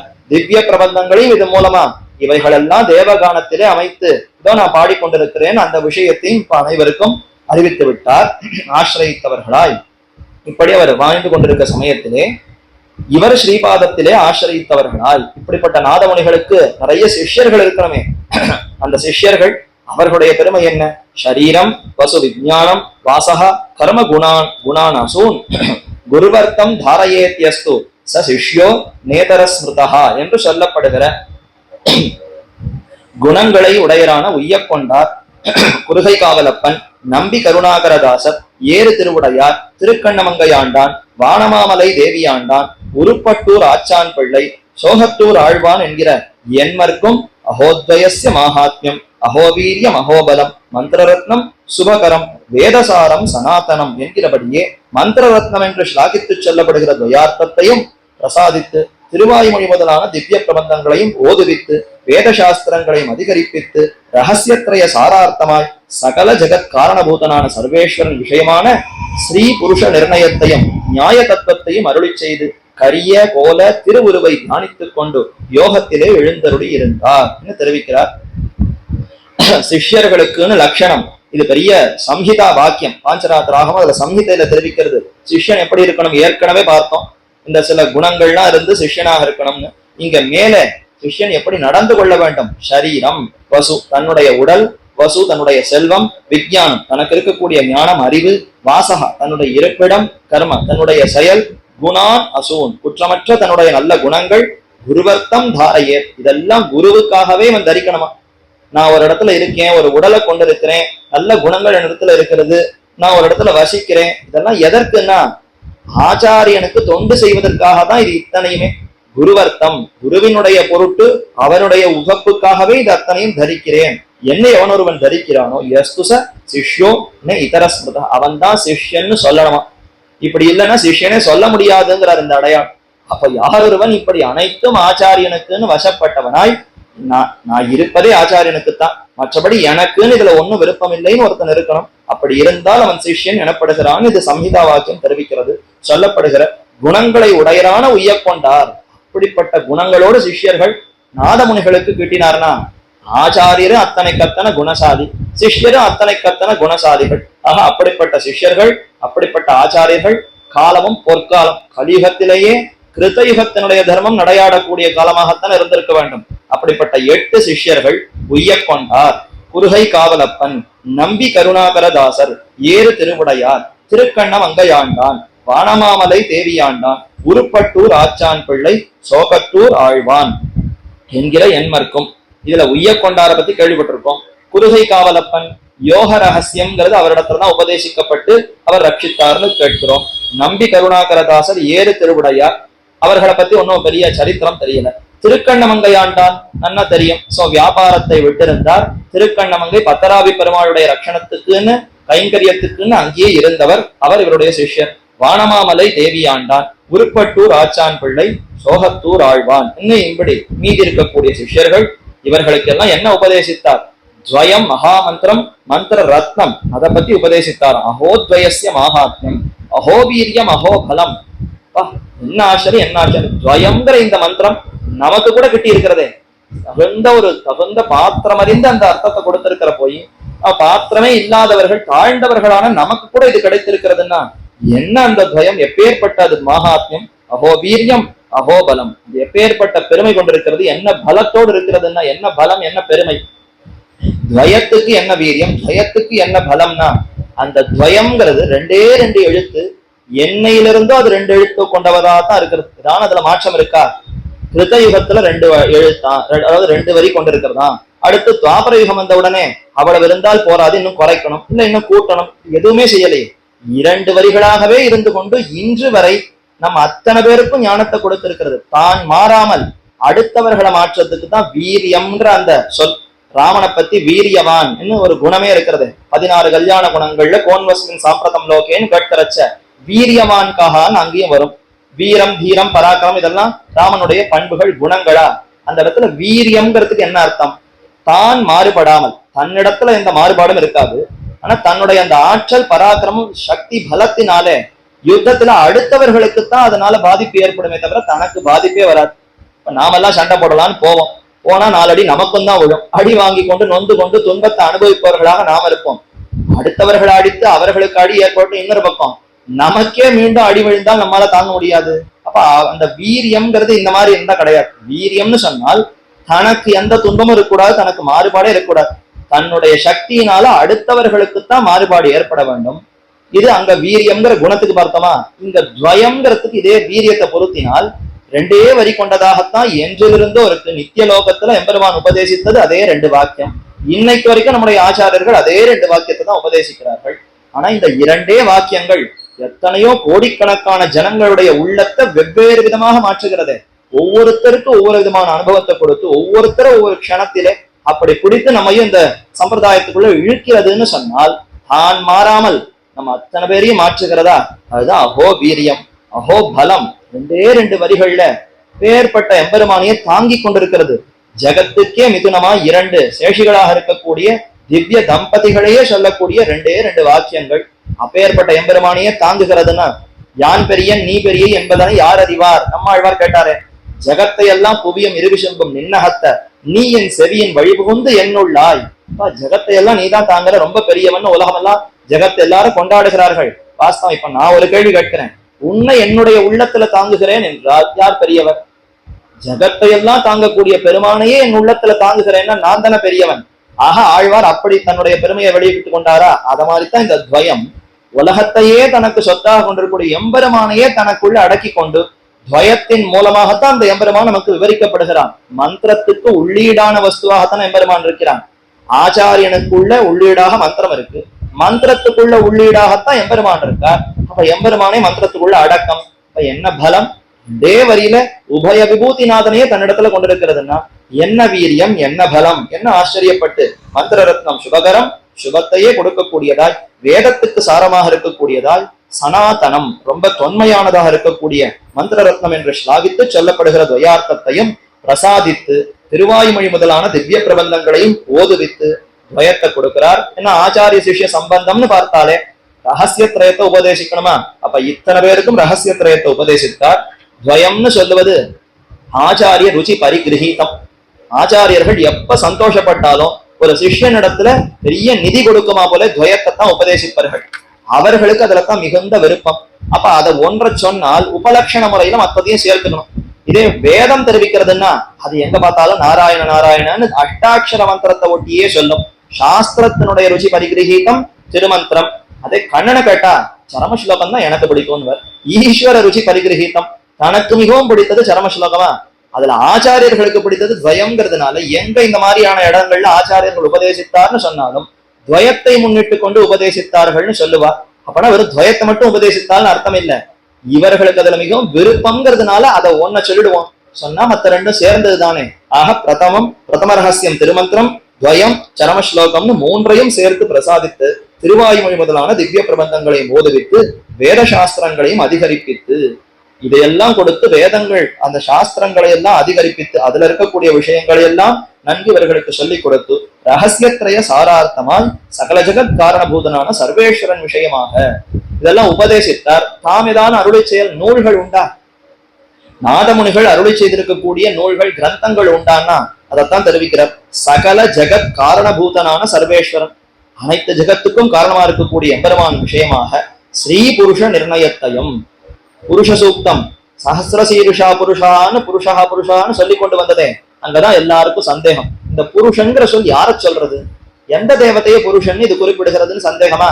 ஸ்ரீ புருஷ நிர்ணயம், உயர்ந்த உத்தம புருஷன் இவர்தான் நான் நிர்ணயிக்கிறேன்னு பல பிரமாணங்கள் பல ஆதாரங்களை காட்டி ஸ்ரீ புருஷ நிர்ணயம்ன்ற ஒரு கிரந்தத்தை சாதித்திருக்கிறார். நியாய தத்துவத்தையும் அடுத்து நியாய சாஸ்திரம் கணாதர் என்கிற ரிஷி கௌதமர் அவர் பண்ணியதுதான் நியாய சாஸ்திரம் தர்க்க சாஸ்திரம். அதுல இருக்கக்கூடிய ஆழ்ந்த அந்த பொருள்கள் என்ன, அவர்கள் ஏதோ மேம்போக்கா நியாயத்தை பத்தி சொல்லி இருந்தாலும் அது சம்பிரதாயத்துக்கு எவ்வளவு சேர்ந்தது, நம்முடைய ஸ்ரீ வைஷ்ணவ சம்பிரதாயத்துக்கு எவ்வளவு அந்த நியாய மதம் உபகரிக்கிறது, இதை கொண்டு எப்படி மற்ற மதங்கள் பாஹ்ய மதங்களை எல்லாம் தள்ளி ஸ்ரீ வைஷ்ணவ சம்பிரதாயத்தை நன்கு நிலைநாட்டலாம்.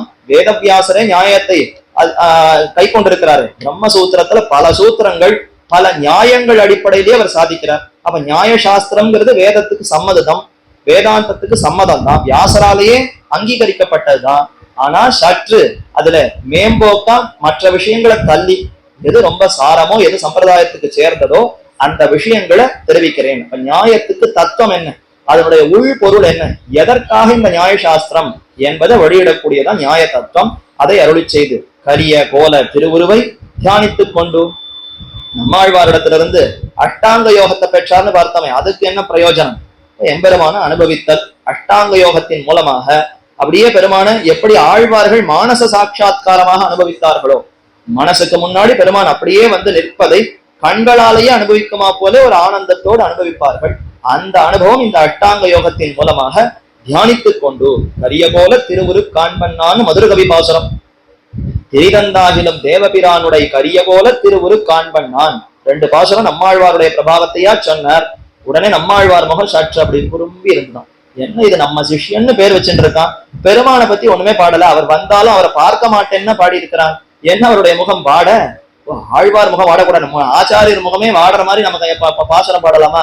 பாசுரத்தை மாத்தினார். திரிதந்தாகிலும் தேவபிரானுடைய கரிய போல திருவுரு காண்பன் நான். ஆழ்வாரே வருத்தப்படாதீங்க, கண்டிப்பா பாக்குறேன்.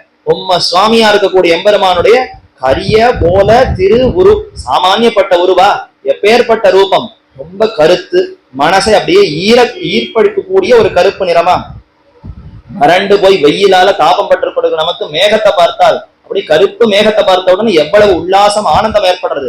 அந்த மாதிரி இந்த சம்சார தாபத்துல நம்மை அதிலிருந்து நிவர்த்திப்பித்து நம்மை உயர்ந்த ஆனந்தத்தை கொடுப்பதற்காகவே பெருமான் மேகசியாமலமாக சேவை சாதிக்கிறான். கார்மேகவண்ணனாக சேவை சாதிக்கிறானா? கரிய கருப்பா இருக்குன்னு சொன்னா அப்ப அழகில்லையான்னா போல, கருப்பும் அழகும் சேருமான்னா? சாமான்யமா நம்ம உலகத்துல கருப்பா இருக்கிறவாள்லாம் பொதுவா மனசுல கருப்பா இருக்கிறவாள் அவள் அழகு இல்லைன்னு சொல்லிட்டு இருக்கோம். அப்படி அல்ல. கண்ணன் கரிய நிறத்தவன் தான், ஆனா கோல அழகு, மிகுந்த அழகு கொண்டிருப்பவனா. அப்படி எம்பெருமான் மிகுந்த சேராத சேர்த்தியாக கரிய நிறத்தவனாய் கோல நிறத்தவனாய் நிறந்த அழகு அழகு அழகுன்னு அத்தனை கோலத்தோடு இருக்கிறான். திருவுரு, இந்த இரண்டுக்கும் எது காரணம்? மகாலட்சுமி சம்பந்தம். பெரிய பிராட்டி இருப்பதனால்தான் அவர் கரியவனாகவும் இருக்கிறார், கோல திருமேனி கொண்டிருக்கிறாகவும் இருக்கிறார். இந்த இரண்டையும் சேர்த்து பெருமானிடத்துல அழகு ததும்பும்படி செய்பவளே இவள்தானே. கரிய கோல திருவுருவை தியானித்துக் கொண்டு, அந்த எம்பெருமான தியானித்துக் கொண்டு இவரும் இந்த பாசுரத்தின் மூலமாக தியானிக்கிறார்னு சொன்னால், அப்ப சரமபர்வ நிஷ்டையில இருந்து கொண்டு ஆழ்வாருடைய முக உல்லாசத்துக்காக எம்பெருமான தியானிக்கிறார்னு சொல்லணும். இப்ப சரமபர்வ நிஷ்டையில தான் இவர்களும் இருக்கிறார்கள். நாதமுனி முற்றொடக்காலமாக நம்முடைய ஆச்சாரியர்கள் அத்தனை பேருமே ஆச்சாரிய நிஷ்டை ஆச்சார அபிமானத்துல ஒதுங்கினவர்கள் தான், இதுல சந்தேகமே இல்லை. ஆனால் இவர் யோகத்துல எம்பெருமான தியானித்தாரேன்னு அதுக்குதான் பாசுரத்தை எடுக்கும் பொழுது எத்தனையோ பாசுரம் இருக்கேன். கோலனில் கொடிமூக்கும் தாமரை கண்ணும் கனிவாயும்னு ஆழ்வார் பாசுரம் இருக்கு, அதை எடுத்திருக்கலாமேனா? அந்த பாசுரத்தை எடுக்கிறேன். மதுரகவி ஆழ்வாருடைய இந்த பாசுரத்தை எடுக்கிறாருன்னா மதுரகவி ஆழ்வார் சனவபர நிஷ்டையில் இருக்கிறார், சந்தேகமே இல்லை. அப்ப அதே பாசுரத்தின்படித்தான் இவரும் தியானிக்கிறாரே ஒழிந்து தனக்கு எம்பெருமான இடத்துல மிகுந்த விருப்பம்ங்கிறதுனால தியானித்தல் அல்ல. எங்க ஆச்சாரியனான நம்மாழ்வாருக்கு அவர் இடத்துல விருப்பமா, அதனால அவருக்கு தியானிக்கிறேன் என்று தான் இவரும் தியானித்துக் கொண்டு யோகத்திலே எழுந்தருளியிருந்தார். ராஜா இவருடைய யோக வைபவத்தை கேட்டு இப்ப அங்கிருந்து வந்து மீண்டும் காட்டுமன்னார் கோயில்ல இருந்து தியானத்துல ஈடுபட்டு இருக்கிறார். இந்த செய்தியெல்லாம் இப்ப ராஜாவுக்கு கேட்டு அவன் கேள்விப்படுகிறான். இவருடைய யோக வைபவத்தை கேட்டு அங்கேற போய் மன்னனாரையும் சேவித்து தானும் ஸ்திரீகளுமாக இவர் யோகத்திலே எழுந்தருளி இருக்கும்படியை கண்டு ஆச்சரியப்பட்டு மீண்டு போகிற வளவிலே. இப்படி இவர் யோகத்துல இருக்காருங்கிறது ஊர் முழுக்க பரவாகிறது, எல்லோருக்கும் இந்த பெருமை போய் சேருகிறது. ராஜாவே கேட்டு சரி நாம போய் சேவிப்போம், நம்முடைய அரண்மனை நோக்கி வந்தவரை நாம போய் சேவிப்போம்னு அவனும் புறப்பட்டு வந்து சேவிக்கிறான். வந்து அங்கேற போய் மன்னனாரையும் சேவித்து தானும் ஸ்திரீகளுமாக தன்னுடைய பெண்கள் தன்னுடைய பத்னிமார்களோடு சேர்ந்து இவர் யோகத்தில எழுந்தருளி இருக்கும்படியை கண்டு வரா. அப்படி வந்து நாதமுனிகளுடைய திருமாளிகை வாசல்ல நின்று எங்க இந்த சுவாமி என்ன செய்து கொண்டிருக்கிறார்னு விசாரிக்க, இதோ அங்கத்தான் யோகத்துல எழுந்தருளி இருக்கிறாருன்னு காட்ட, எல்லோரும் அப்படி வந்து வேடிக்கை பார்த்து என்ன ஆச்சரியம், எப்படியே நகராமல் அப்படியே அந்த காலத்துல ரிஷிகள் எல்லாம் நம்ம பார்த்திருக்கிறோமோ இல்லையோ, இப்படி ஒருத்தர் பெருமானை அனுபவித்துக் கொண்டு நகராமல் அப்படியே இருக்காரு. உண்ணும் சோறு பருகும் நீர் தின்னும் வெத்தல எல்லாம் கண்ணன்னு ஆழ்வார் என்றோ கலியுகம் தொடக்கத்துல சொன்னார். இப்ப 800 வருஷம் கழித்து இந்த நாதமுனிகள் இந்த அந்த நிலையில நிற்கிறாரே, இது என்ன ஆச்சரியம், என்ன அதுல கண்டு ஆச்சரியப்பட்டு மீண்டு போகிற வளவிலே வியந்து ஏற்பட்ட ஆச்சாரியர் காலத்தில் நாம இருப்பதே ஒரு பாக்கியம் என்று அவன் நினைத்து கொண்டு சரி நாம ராஜ்யத்தை பார்க்கறதுக்கு மீண்டு போகலாம்னு கிளம்புகிறான். திருவுடை மன்னரைக்கானில் திருமாலை கண்டேனே என்னும் ஆழ்வாருடைய பாசுரம். மண்ணை இருந்து துழாவி வாமனன் மண் இதுவென்னும்னு எம்பெருமானோடு சம்பந்த பதார்த்தங்கள், அதே மாதிரி எம்பெருமானோடு காட்டக்கூடிய அந்த சதிருஷ பதார்த்தங்கள், சம்பந்த பதார்த்தங்கள்னு சிலது, சதிருஷ பதார்த்தங்கள்னு சிலது. சம்பந்தம்னா பெருமானோடு நேரே தொடர்பு கொண்டிருக்கக்கூடியவை. வெண்ணெய் பால் தயிர் பெருமான் எடுத்து கவலங்கவலமா அமது கண்டருளினாரே, அப்ப அதெல்லாம் அவருடைய சம்பந்தம் உடையது. அதே சதிருஷம் என்னால் அவரை நினைவுபடுத்தக்கூடிய அவரை மாதிரியே இருக்கக்கூடிய போலியான சில விஷயங்கள். கடலை பார்த்த உடனே இன்னும் கடல் நிறம் அப்படியே கடல் நிறவண்ணனாக அந்த எம்பெருமான நினைவுபடுத்துகிறதே, மேகத்தை பார்த்தா எம்பெருமான நினைவுபடுத்துகிறதே, கிளிய பார்த்தால் பசுக்குன்னு அதன் நிறம் எம்பெருமான நினைவுபடுத்துகிறதேன்னு அவனை மாதிரியே இருந்து கொண்டு நினைவுபடுத்துவதெல்லாம் சதிருஷ பதார்த்தங்கள். அவனோடு தொடர்பு கொண்டு அவனை நினைவுபடுத்துவதெல்லாம் சம்பந்த பதார்த்தங்கள். இப்படி 2 பதார்த்தங்களையும் பார்த்து அலமாந்து போகிறார் பராங்குஷ நாயகியாக அந்த பதிகம் முழுக்க. அதுல ஒரு இடத்துல ஆழ்வார் அப்படியே ராஜாக்களை பார்த்தால் சாமானியப்பட்ட ராஜாக்கள் அல்ல, திருவுடை மன்னரை காணில் ரொம்ப பெரிய செல்வத்தோடு சிறந்த அரசனாக செங்கோல் ஆட்சி புரிந்து கொண்டு தர்மத்துல துளியும் நகராமல் தர்மவான்களாக இருக்கக்கூடிய அரசர்களை பார்த்தால் திருவுடை மன்னரை காணில் மார்பளா இவள் அதுக்கார்கள், இவள் மயங்கி இருக்கிற சமயத்துல அப்படியே அங்கும் இங்கும் பார்க்கிறாள். இல்லைன்னா இவளுடைய பார்வை முழுக்க எம்பெருமான இடத்துல மட்டும்தான் இருக்கும், அவரை தவிர எங்கேயுமே பார்க்க மாட்டாள். அதனால்தான் காணில்னு போடுற. காணில்னா ஒருவேளை பார்க்க நேரிட்டால் அப்படி இப்படி எம்பெருமான் பக்கம் நோக்கி நின்றளந்தேன்னு எந்த பக்கத்துல வருவான்னு இப்படி திரும்பறச்ச அங்க ஒரு அரசன் வந்தான்னா திருவுடை மன்னனாக அவன் இருந்தானே. ஆனால் இதெல்லாம் உள்ளீரேன்னு வச்சுக்கணும். இதெல்லாம் ஒருவேளை வாய்த்ததானால் திருவுடை மன்னரை காணில் திருமாலை கண்டேனே என்னும். இந்த மன்னன் வெறும் சாமானிய பட்டன் அல்ல, அதோ நித்திய சூரியர்களுக்கெல்லாம் நாயகனா இருக்கக்கூடிய எம்பெருமான் தான் இங்க அரசனாக வந்திருக்கிறான், அவனே சக்கரவர்த்தியாக இங்க இருக்கிறான்னு அப்படி இவள் நினைத்துக் கொள்வாளாம். திருவுடை மன்னரை காணில் திருமாலை கண்டேனே என்னும் திருமாலே வந்திருக்கிறான்னு இவள் அப்படி மூர்ச்செறிந்து கிடக்கிறாள், அவ்வளவு மயங்கி இருக்கிறாள்னு தாய் சொல்லக்கூடிய பாசுரம் என்கிறபடியே அவர்களை கிருஷ்ணனும் கோபிமாருமாக நினைத்து ராஜா தன்னுடைய பெண்களோடு வந்து ஸ்திரீகளோடு வந்து வேடிக்கை பார்த்துட்டு போயிருக்கிறான். இவரோ யோகத்துலதான் இருந்தார். இருந்தாலும் அப்படி வெளியில வந்தவரை எம்பெருமான் அரசன் எல்லாம் உன்னை பார்க்க வந்திருக்கிறான்னு சற்று யோகத்துல இருக்கக்கூடிய அந்த எம்பெருமான் அனுபவத்தை கொடுத்து கொண்டிருக்க எம்பெருமானே காட்டி கொடுக்க அது அப்படியே ஆழ்வாருக்கு ஏற்பட்ட பாவம் போல பிரகாசிப்பித்து, ஓ இவ்வளவு நேரம் நமக்கு யோகத்துல கொடுத்தவன் ராஜா, அதாவது கிருஷ்ணனும் கோபிமார்களுமாக எதிரிலே வந்திருக்கிறான் போலும் என்று நினைத்தாராம். பின்னே அதாவது அவர்களை கிருஷ்ணனும் கோபிமாருமாக நினைத்து வந்தே பிருந்தாவனச்சரம் வல்லவி ஜன வல்லபம் ஜெயந்தி சம்பவம் தாம வைஜெயந்தி விபூஷணம் என் எம்பெருமான் ஆய்குலத்துல வந்ததே யாருக்குன்னா வெண்ணெய் பால் தயிர் திருடி உண்பது ஒரு பக்கம் இருக்கட்டும், அங்க இருக்கக்கூடிய ஆயர்கள் பெண்களோடு கைகோர்த்து கொண்டு இடக்கை வழக்கை அறியாதவர்களோடு தானும் சேர்ந்து அமர்ந்து கொண்டு அனுபவிக்க வேண்டும் என்னதானே வந்தான். அப்படிப்பட்ட பிருந்தாவன சரணான எம்பெருமானே வந்திருக்கிறானோ கிருஷ்ணனும் கோபிமாருமாக நினைத்து அவர்கள் பின்னே கங்கை கொண்ட சோழபுரத்தேர எழுந்தருளான் இருக்க உடனே கண்ணை திறந்து பார்க்கிறார், காணும். அவள்லாம் புறப்பட்டு போயாச்சு. இவர் யோகத்துல இப்பதான் மீண்டு கொஞ்சம் கொஞ்சமா அதுல இருந்து நகர்ந்து பார்க்கிறார். கண்ணனும் கோபிமார்களுமா எனக்கு சேவை கொடுக்கணும்னு பெருமாள் வந்திருக்கார். அதை புரிஞ்சுக்காம நான் யோகத்துல இருந்து ஏதோ அந்தரியாமி உள்ள இருக்கக்கூடிய எம்பெருமான அனுபவித்துக் கொண்டு என்ன பிரயோஜனம், எனக்கு நேர சேவை சாதிக்கணும்னு வந்திருக்கிறச்ச அதை இன்னும் நான் சேவித்திருக்க வேண்டும், தப்ப செய்து விட்டேனேன்னு அவர்கள் பின்னாடியே தொடர்ந்து போகிறாராம். சோழபுரத்தேர எழுந்தருளான் இருக்க இது கேட்டு உய்ய கொண்டார் குருகை காவலப்பன் உள்ளிட்ட முதல்களிடைய பின்தொடர்ந்து எழுந்தருளி. அவ புறப்பட்டு போனார்னா இவர் கங்கை கொண்ட சோழபுரத்தேர பின்னாடியே தொடர்ந்து போயிட்டு இருக்கார். ஆச்சாரியன் போகிறார்னா கணிகண்ணன் போகிறார்னு ஆச்சாரியர் பின்னாடி போனார். திருமழிசை ஆழ்வார் சரித்திரத்துல இதோ கணிகண்ணன் போகிறான், நான் போகிறேன், எனக்கு பின்னாடி பெருமானே நீ வான்னு சொன்னாரா. இங்க அப்படியே மாறிடுச்சு. முதல்ல பெருமாள் கண்ணனும் கோபிமார்களுமா அரசன் அவன் போயாச்சு.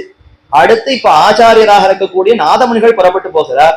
பின்ன சிஷ்யர்கள் மட்டும் தனியா இருக்க முடியுமா, எங்க ஆச்சாரியரே போகிறாருன்னா நாமும் பின்னாடி போக வேண்டியது தானே என்று கங்கை கொண்ட அதாவது முதலிகளுடைய பின்தொடர்ந்து எழுந்தருளி கங்கை கொண்ட சோழபுரத்தை கண்டு தேவரீர் இப்படி செய்யலாமோ என்று விண்ணப்பம் செய்ய நாதமுனிகளும் கிருஷ்ணனும் பெண்டுகளுமாக நினைத்து அவர்களுடனே வந்தேன் என்று அருளி செய்து மீண்டு எழுந்தருளினார். அது வரைக்கும் சிஷ்யர்கள் பின்னாடியே போறார். இவர் விடுவிடுவிடுன்னு போயிட்டு இருக்கார், பின்னாடி சிஷ்யர்கள் போறா. அங்க போய் தான் நிற்கிறார்.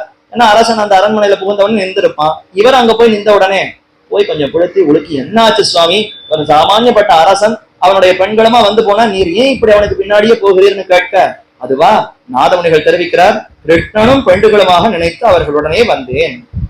அவனை கண்ணனும் கோபிமார்களாக நினைத்து வந்தேன் தவிர ஏதோ அரசன் நமக்கு ஏதோ செல்வம் கொடுப்பான்னு நான் வந்தேன், யோகத்துல இருந்தேன், கண்ணன் வந்திருக்கிறான் நினைத்து கொண்டு பின்னே போனேன் என்று அத்தை சொல்லி சரி சரி இப்படி மயங்கிட்டேன், பிரமம் போல இருக்கிறதுன்னு மீண்டும் வந்து யோகத்துல எழுந்தருளினார்.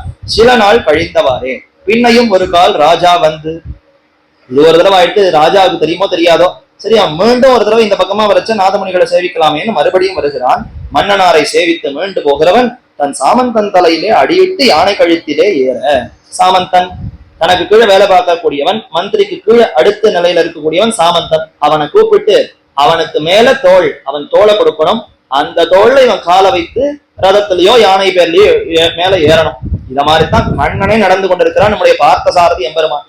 பார்த்தனான அர்ஜுனன் ராஜாவா ரத்தியா, அவன் தேர்ல ஏறணும்னா சாரதியா முன்னாடி தேரோட்டியா இருக்கிறவன் தன் தோலை கொடுக்கணுமா, தோல்ல அந்த ரத்தியானவன் காலை வைத்து தேர்ல ஏறணும்னா இந்த காரியத்தை அர்ஜுனனுக்கு கண்ணன் செய்யணுமா.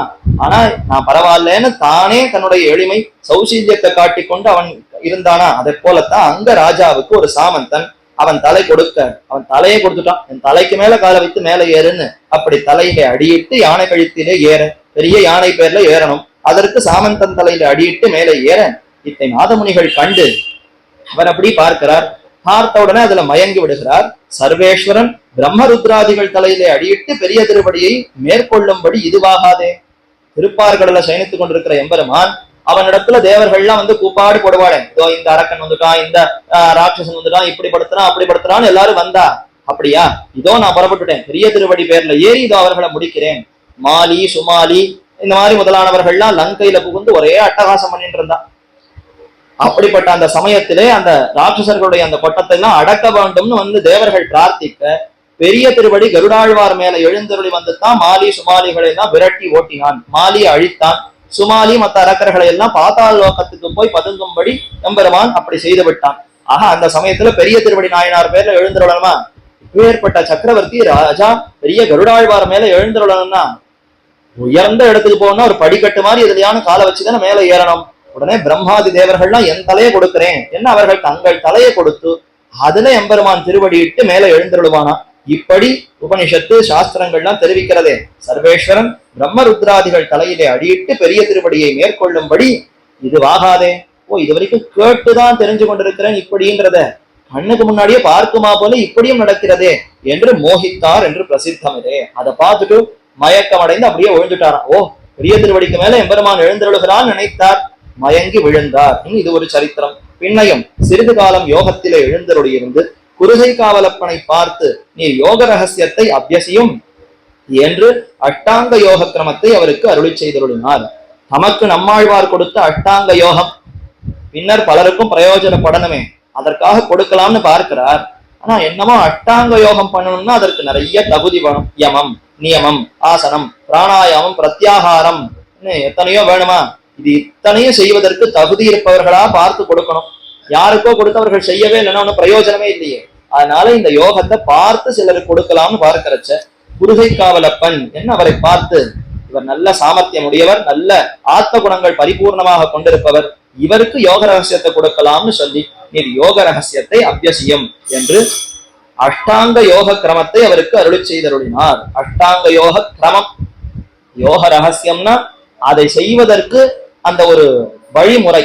இந்த வழிமுறை இந்த முறையில செய்தால் நன்றாக அந்த அஷ்டாங்க யோகத்தை செய்து முடித்து எம்பெருமான நன்றாக அனுபவிக்கலாம், தடங்களே இருக்காது என்று அந்த சிறப்பான முறை, அதைத்தான் கிரமம், யோக கிரமம். எந்த கிரமத்துல இந்த யோகத்தை செய்தால் அதிலிருந்து நழுவாமல் அந்த யோகத்தை செய்து முடிக்கலாம். கண்ணன் இந்த யோகத்தை எவ்வளவோ உபதேசிக்கிறாரு. கீதையில 6ஆம் அத்தியாயம் முழுக்க இதே யோகம்தான், சற்று மாறுதல். அந்த ஆத்மாவை பற்றி முதல்ல தெரிந்து கொள்வதற்கு யோகாபியாச யோகம்னு ஒண்ணு உபதேசிக்கிறார். அதுக்கு அடுத்து பக்தி யோகத்தை உபதேசிக்கிறார். ஆத்ம சாட்சா்காரத்திற்காக யோகாபியாச யோகம். ஆத்மா யாருன்னு புரிந்து கொள்ளணுமா, ஆத்மா யாருங்கிறது தெள்ள தெளிவா உணரணுமா, அதற்குன்னு ஒரு யோகம் செய்யக்கூடிய முறையை முதல் 6ஆம் அத்தியாயத்தில் நிறைய விவரிக்கிறார். அதை அப்படியே பரமாத்மாவின் இடத்துல மேற்கொண்டு 7ஆம் அத்தியாயத்திலிருந்து மாற்றுகிறார். இனி மேற்கொண்டு இந்த ஜீவாத்மாவுக்கே சுவாமியா இருக்கக்கூடிய பரமாத்மாவை தான் அடைய வேண்டும்ங்கிற இலக்கோடு இந்த யோகத்தை அவரிடத்துல செய்ய வேண்டும் என்று உபதேசிக்கிறாரா. அதைத்தான் இந்த இடத்துல யோக கிரமம். அந்த கிரமம் எந்த கிரமத்துல எப்படி எம்பெருமான இடத்துல ஈடுபட வேண்டும்ங்கிறத நீர் அபியசியும் என்று இவர் நியமிக்க, சுவாமி சொன்னா சிஷ்யன் கேட்பதுதானே கடமை, அவசியம் தெரிந்து கொள்ளுகிறேன் அவர் தெரிந்து கொண்டார், அனுஷ்டித்தார், அருளி செய்தருளினார். உய்யக்கொண்டாரை பார்த்து நீரும் யோக ரகசியத்தை அபியசியும். இன்னொரு சிஷ்யர் இருக்காரு உய்யக்கொண்டார், அவரை கூப்பிட்டு பாரும், ஒருத்தருக்கு சொன்னா போருமா, ஒரு 4 பேராவது தெரிந்து கொண்டிருந்தால்தான் மேற்கொண்டு மற்றவருக்கு உபதேசிக்க முடியும். நீரும் இந்த யோக ரகசியத்தை அபியசியும் என்ன, உய்யக்கொண்டாரும் பிணம் கிடக்க மனம் புணரலாமோ, இந்த சரீர அவசானத்திலே அபியசிக்க அமையும் என்று விண்ணப்பம் செய்ய.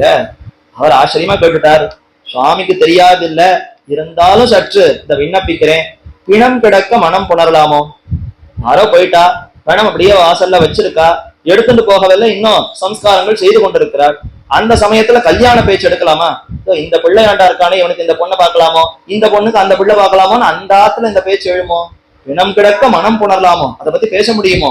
இந்த சரீரம் இது இருக்கும் போது அப்ப எம்பெருமான அனுபவித்தங்கிறது கூடுமா? பொய்நின்ன ஞானமும் பொல்லா ஒழுக்கும் அழுக்குடம்புங்கிற அழுக்கு உடம்புல இருந்து கொண்டு நான் எம்பெருமான நன்னா அனுபவிக்கிறேன், நன்னா தரிக்கிறேன், அவரை பத்தி நன்னா தெரிஞ்சுக்கிறேன் அப்படிங்கிறது இந்த அழுக்குடம்போடு அனுபவிங்கிறது கூடுமா? இல்லையே. அப்ப ஆழ்வாருக்கு கூடித்தேன்னா ஆழ்வார்களுக்குத்தான் மொத்த சரீரம் முழுக்க அந்த சத்துவகுணமே நிரம்பி இருந்தது. எம்பெருமானுடைய கட்டாட்சத்தினாலே அந்த திருவிரத்தத்துல எம்பெருமானே ஆழ்வாரே தெரிவிக்கிறாரே, அந்த வராக பெருமாள் அவர் பார்த்து கட்டாட்சித்ததுனாலதான் எனக்கு அத்தனை ஞானமும் ஏற்பட்டது, என்னிடத்துல கூடிய அத்தனை கல்மஷங்கள் அத்தனையும் போயிடுது, அதனாலதான் திருமேனின்னு சொல்றோம். ஆழ்வாருடையது அப்ராகிருத்தமான திருமேனிக்கு என்ன பெருமையோ அதே பெருமையோடுதான் ஆழ்வாருடைய திருமேனிகள் அமைந்திருந்தது. அதனாலதான் எம்பெருமானை இதையே நாம் அழைத்து கொண்டு போய் அங்க அனுபவிக்க வேண்டும் அவர் ஆசைப்படுகிறார்னா அதுல அழுக்கு இருக்குமா? அவர்கள் எம்பெருமான யோக ரகசியம் அந்த ரகசியம் மாதிரி அனுபவித்தார்கள்னு சொன்னால் அது அவர்களுக்கு கூடும். நம்மெல்லாம் சாமானியப்பட்ட பிராகிருத உடம்போடு அழுக்குடம்போடு இருப்பவர்கள் இந்த உடம்புல இருந்து கொண்டு எம்பெருமான இத்தோடு வைகுண்டத்துல போய் அனுபவிக்குமா போல அவர் அப்படியே கண்டு அனுபவிக்கிறேன், அவரோடு கலந்து பழகுகிறேன்னு சொன்னால் இது கூடாதே, இந்த தாழ்ந்த விஷயத்தோடு அந்த உயர்ந்த விஷயத்தை சேர்த்து அனுபவிப்பதுங்கிறது கூடாது என்று சொல்லி எப்ப அபியசிக்கலாம்? அஷ்டாங்க யோகமே வேண்டாமான்னா சரீர அவசானத்திலே அபியசிக்க அமைய, சரீரத்தை விட்ட விற்பாடு அபியசிக்கிறேங்கிற அது முடியுமா? இந்த தேகத்தை விட்டால் அடுத்து நானே போயிடுத்துன்னா ஜீவாத்மா ஒன்னும் ஆச்சாரிய கடாட்சத்தினால வைகுந்தத்துக்கு போனா அங்கேயே அனுபவிக்க போறோம். இதுக்கப்புறம் என்ன அஷ்டாங்க யோகம்? நேரவே அங்க எம்பெருமான கண்டுதான் அனுபவிக்க போகிறோம். ஆனா சரீர அவசானத்துல அபியசிக்க அமையும்னா இந்த உடலோடு இருக்கிற வரைக்கும் இந்த அஷ்டாங்க யோகமும் நமக்கும் பிராப்தி இல்லைன்னு அவர் தெரிவிக்கிறார். இதுதான் நம்போல்வாருக்கு அமையும்ங்கிறது தான் இந்த ஆச்சாரியர் நமக்கு ஒரு முன்னோடியாக முன்னாடி இருந்து கொண்டு நாதமுனிகளுக்கு விண்ணப்பிக்கிறார். வாஸ்தவம் அஷ்டாங்க யோகம் பலருக்கும் நன்னா அனுபவத்தை கொடுக்கட்டும். ஆனால் உலகத்துல எல்லோரும் இதற்கு தகுதி படைத்தவர்களா? இல்லையே. எல்லாருக்கும் உடனே ஆத்ம குணங்கள் சமதவங்கள் கூடி அவர்கள் யமம் நியமம் ஆசனம் இத்தனையும் பண்ணி அஷ்டாங்க யோகத்தை பண்ணி பெருமான் அனுபவிக்க முடியுமான்னு பார்த்தால் அது கைவரப்போவதே இல்லை. ஆகையாலே இதுலெல்லாம் இனிமே உயர்ந்த நாட்டத்தை செய்து கற்று இதன் மூலமாக அனுபவித்தல்ங்கிறது வேண்டாம். அப்ப இது வேண்டாம், எனக்கு அருளை செயலே போரும்னு அவர் சொன்னார். ஆகில் நீர் சாஸ்திரங்களையும் திருவாய்மொழி முதலான திவ்ய பிரபந்தங்களையும் பிரவர்த்திப்பியும் என்று அருளை செய்து. ஓஹோ, உனக்கு கருத்து இதுவா? இனிமே பின்பற்றக்கூடியவர்கள் அத்தனை பேருடைய நன்மையை பார்த்துதானே ஒரு தலைவன் இருக்கணும். அதான் எத்யத் ஆச்சரதி சிரேஷ்டா தத்ததேவ இதரோஜனஹா சயத் பிரமாணம் குருதே லோகஹ சதனுவர்த்ததேன்னு கண்ணன் கீதையில சொன்னான். ஒரு உயர்ந்தவன் எதை தாம் கடைபிடிக்கிறானோ அதைத்தான் பின்பற்றுபவர்கள் கடைபிடிப்பார்களா? இப்ப எல்லோருமே யோக ரகசியத்தை கடைபிடித்துக் கொண்டிருந்தால் பின்னாடி பாமர ஜனங்கள்லாம் ஓ யோக ரகசியத்தினாலதான் எம்பெருமான அனுபவிக்க முடியும் போல் இருக்கே, அதுதான் உயர்ந்ததுன்னு அவர்களே கை கொண்டிருக்கிறார்கள், நாமும் அதைத்தான் பண்ணணும்னு எல்லாரும் அதற்கு முயற்சிப்பாடா? முதல் படியிலே எல்லாம் நழுவி போயிடுவா. அடுத்த விஷயாந்தரங்கள்ல ஈடுபட்டு மீண்டும் மீண்டும் சம்சாரத்திலே கட்டுப்படுவார்கள். அப்ப சிரேஷ்டர்கள் உயர்ந்தவர்கள் ஆச்சாரியர்களா இருக்கிறவர்கள் தங்களுடைய அனுபவம்னு மட்டும் பார்க்க கூடாது, பிறருடைய அனுபவம் பர சமிருத்திக்கு பிரயோஜனர்களா இருக்கணுமா? அதைத்தான் உய்ய கொண்டார் நாதமுனிகளுக்கு சற்று அதை நினைவுபடுத்துமா போல சொல்லி, ஒரு தேவரீருடைய பெருமைக்கு எல்லாம் தகும் சுவாமி, அடியேன போல மந்தமதிகளுக்கு இதெல்லாம் தகாதுங்கிறத சொல்றதுக்கு தான் அந்த வார்த்தையை சொல்லி அப்படி சொன்ன உடனே இப்ப நாதமுனிகள் புரிந்து கொண்டு விட்டார். ஓஹோ, சரி இதற்காகத்தான் நீர் சொல்லியிருக்கிறா, சரி நீர் சாஸ்திரங்களை அபியசியும் திருவாய்மொழி முதலான திவ்ய பிரபந்தங்களையும் பிரவர்த்திப்பியும், இதை நன்னா கற்றுக்கும், இதுல இருக்கக்கூடிய அர்த்தங்களை நன்ன பலருக்கும் உபதேசியும், இதுவே சம்சாரத்திலிருந்து விடுபடுத்தும். எம்பெருமான் மிகுந்த ஆனந்தத்தை அடைந்து அனுபவத்தை கொடுக்க போகிறார். பாசுரங்கள் மூலமாகவே எம்பெருமானுடைய அனுபவத்தை யோகத்தின் மூலமாக எப்படி பெறலாமோ அதை இதன் மூலமாகவே அனைவரும் பெறலாம் என்று அப்படி நீர் பிரவர்த்திப்பியம்னு நியமிக்க அருளை செய்து தம் புத்திரராகிய ஈஸ்வர முனிகளை பார்த்து உய்ய கொண்டாருக்கு இதை உபதேசித்தார். உருகை காவலப்பனுக்கு பக்தி யோகத்தை உபதேசித்தார். உய்ய கொண்டாருக்கு திருவாய்மொழி முதலான சாஸ்திரார்த்தங்களை உபதேசித்தார். அடுத்து தம்முடைய குமாரரான ஈஸ்வர முனிகளை பார்த்து உமக்கு ஒரு குமாரர் உண்டாக போகிறார், அவருக்கு யமுனை துறைவர் என்று திருநாமம் சாத்தும் என்று அருளை செய்து உய்ய கொண்டாரையும் உருகை காவலப்பனையும் குறித்து உங்களுக்கு நாம் சொன்ன தரிசன தாத்பரியங்களையும் யோக ரகசியார்த்த விசேஷங்களையும் யமுனை துறைவருக்கு உபதேசியுங்கோள் என்று நியமித்தருளி முன்பு போலே யோகத்திலே எழுந்தருளி இருந்தார் என்று தெரிவிக்கிறார். ஆக இப்ப அடுத்து ஈஸ்வர முனிகள் இவருடைய குமாரர், அவருக்கு ஒரு குமாரர் அவதரிக்க போகிறார். நமக்கு பேரன், அவருக்கு குமாரர் பின்னாடி அவதரிக்க போகிறார். நான் இருக்கிற காலத்துக்குள்ளேயே அவதரித்தாலும் உண்டு, ரெண்டு விதமான அபிப்பிராயமும் உண்டு. சிலர் ஆமாம் நாதமுனிகள் காலத்திலே அவர் அவதரித்து விட்டார், அவருடைய இறுதி காலம் சரம காலத்துக்குள்ளே அவதரித்து விட்டார் என்று சொல்லுவாரும் உண்டு. அல்ல, நாதமுனிகள் பணம் வைத்த பிற்பாடு உய்ய கொண்டாரும் பணம் வைத்த பிற்பாடுதான் மணக்கால் நம்பி காலத்துலதான் அவதரித்தார் என்று சொல்லும் பட்சமும் உண்டு. எப்படி இருக்கும் நமக்கு என்ன, அவர் அவதரிக்க போகிறார்னு இவர் முன்கூட்டியே தெரிந்து கொண்டிருக்கிறாரா? இதுவும் தீர்க்க தர்சனம்ன்ற அந்த ஒரு குணத்துல சேருகிறதா? நாதமுனிகள்னு பார்த்தோமே, மனநசீலகா முனிகி, எப்போதும் தியானிப்பவர், பின்னாடி என்ன வேண்டுமோ அதை முன்கூட்டியே சிந்திப்பவர். அப்படி சிந்தித்துதான் திவ்ய பிரபந்தங்களை பெறணும்னு ஏற்கனவே முன்னொரு சொல்லி பின்னொரு சொல்லி 11,000 முறை ஒரு சொல்லி பெற்றார். இப்ப அடுத்து சிந்திக்கிறார். சரி இந்த விஷயங்கள் எல்லாம் அடுத்து நம்முடைய சந்ததியில ஒருத்தர் பிறந்து அவர் பிரவர்த்திக்கணுமே, அப்படிப்பட்ட அவர் ஒருத்தர் அவதரிக்க போகிறார்ங்கிறத எம்பெருமானுடைய அனுகிரகத்தினாலே கண்டு ஒரு குமாரர் உண்டாக போகிறார். அவருக்கு என்ன திருநாமம் சாத்தனம்? ஏற்கனவே இவர் ஆசைப்பட்டிருந்தது. பிருந்தாவனம் அந்த கோகுலம் அந்த கஷேத்திரத்துல போய் மண்டி இருந்துதானே கைங்கரியம் பண்ணார். தூய பெருநீர் யமுனை துறைவன் அங்கேயே ஒரு எம்பெருமானுடைய சன்னதியில இருந்துதான் கைங்கரியம் பண்ணி கொண்டிருந்தார்.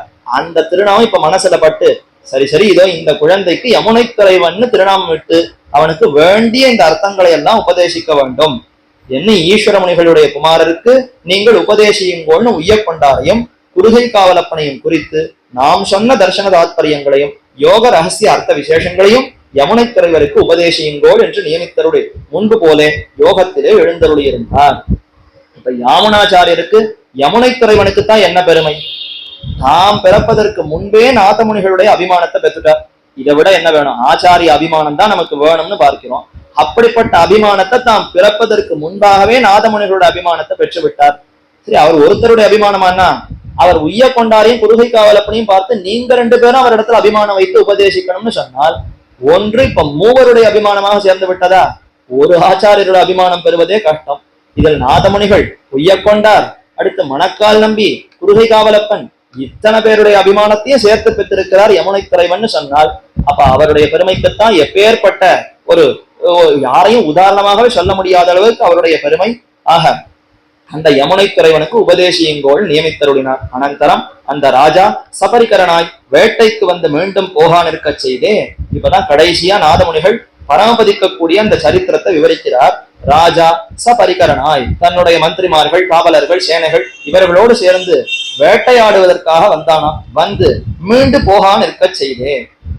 நாதமுனிகளிடத்துல ஏற்பட்ட அந்த அபிமானம், அவரிடத்துல ஒரு ஈடுபாடுனால எப்பெல்லாம் இவன் தன் ஊரை விட்டு வெளியில வருகிறானோ அப்பெல்லாம் அவரை போய் சேவிக்கிறார்னு இதுல இருந்து தெரிய வருது. ராஜாவுக்கு அந்த அளவுக்கு இவரிடத்துல அபிமானம் கொடுத்து அந்த பக்கமா போனாலே ஆச்சாரியரை சேவிக்கணும்னு போய் சேவித்துக் கொண்டு வருகிறான். அப்படி போகிற சமயத்திலே மன்னனாரை சேவித்து இவரையும் சேவித்து செய்து இவருடைய, அதாவது வந்து மீண்டு போகா நிற்க செய்து இவருடைய பெண் பிள்ளைகள் வந்து அவன் வந்தான், சேவித்தான், கிளம்பி போனான்.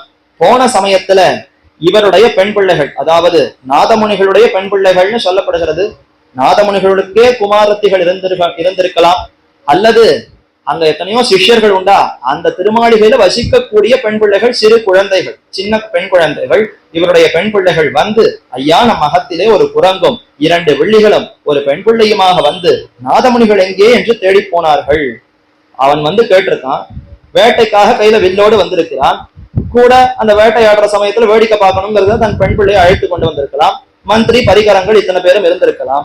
வந்து இவர் என்ன செய்யறாருன்னு பார்த்தால் எப்பவும் போல யோகத்துலதான் இருக்க போறார். இந்த கேள்வியை கேட்டு சேவித்து விட்டு அவன் மீண்டு போயிருப்பானா? இந்த விஷயத்தை அந்த 2 குழந்தைகள், பெண் பிள்ளைகள் இதோ நாதமுனிகளுக்கு தெரியப்படுத்துகிறார்கள். ஐயா நம் மகத்திலே ஒரு குரங்கும், ஒரு குரங்கு வேற வந்ததுன்னா வேட்டையில குரங்க பிடிச்சுட்டானோ என்னமோ, குரங்கும் 2 வில்லிகளும் ஒரு பெண் பிள்ளையுமாக, 2 வில்லிகள், 2 பேர் கையில வில்லை பிடித்துக் கொண்டு ஒரு பெண் பிள்ளையுமாக வந்து நாதமுனிகள் எங்கே என்று தேடி போனார்கள் என்று அந்த குழந்தைகள் சொல்ல, ஆக ஒரு குரங்கு, 2 வெள்ளி, ஒரு பெண் பிள்ளை, ஆக மொத்தம் 4. உடனே இவருக்கு பொறி தட்டினா போல என்ன நினைவுக்கு வருகிறதுன்னா, அக்ரத பிரயோராம சீதாமத்திய சுமத்தியமா விட்டதஸ்து தனுஷ்பாணி லக்ஷ்மணோ அனுஜகாமகா என்று சொல்லப்பட்ட பெருமாளும் பிராட்டியும் இளைய பெருமாளும் 5 வியாகரண பண்டிதனமாக அடுக்கும். இப்படி 4 பேர்னா கண்டிப்பா இவாளை தவிர வேற யாரையுமே இருக்க முடியாதுன்னு ராமாயண ஸ்லோகம் நினைவுபடுத்தி கொண்டு காட்டுக்கு செல்ற சமயத்துல முதல்ல ராமன் போனார். அடுத்து சீதா மத்திய சுமத்தியமான்னு பொய்யோ எனும் இடையாளுடன் அந்த சீத்தை போனாள். அடுத்து இளையவனான லக்ஷ்மண பெருமாள் அவர் எழுந்தாதா. ஆக இப்படி மூவருமாக நடந்து செல்ல கூடவே ஹனுமான் எப்பவும் விட்டு பிரியாமல் இருப்பாரே, 5 வியாகரண பண்டிதனான ஆஞ்சநேயன் அவனுமாகத்தான் இருக்க வேண்டும். ஒரு குரங்குங்கிறது ஹனுமான், 2 வில்லிகள்ங்கிறது ராமலக்ஷ்மணர்கள், ஒரு பெண் பிள்ளைங்கிறது மைதிலி ஸ்ரீதேவி நாச்சியார் சீதா பிராட்டியாகத்தான் இருக்க முடியும் என்று அப்படி சங்கித்து என்று சொல்லப்பட்ட பெருமாளும் பிராட்டியும் இளைய பெருமாளும் 5 வியாகரண பண்டிதனமாக அடுக்கும் என்று திருவுள்ளம் பற்றி பின்தொடர்ந்து எழுந்தருளி. ஐயோ இப்படிப்பட்ட 4 பேர் வந்து கேட்கிற சமயத்துல நான் மூடமதியா எங்கேயோ அந்தர்யாமியை தியானித்துக் கொண்டு இருந்து விட்டேனே, நேர ராமனை சேவிக்க முடியாமல் போய்விட்டதே. கற்பார் ராம்பிரானையெல்லால் மத்தும் கற்பரோன்னு ஆழ்வார். விரும்பின விஷயம், கல்விக்குன்னு விஷயம், ஞானத்துக்குன்னு விஷயமே வந்திருக்கிற சமயத்துல இழந்தேனேன்னு மிகவும் நொந்து யசனப்பட்டு பின்தொடர்ந்து எங்கேன்னு தேடி போனாராம்.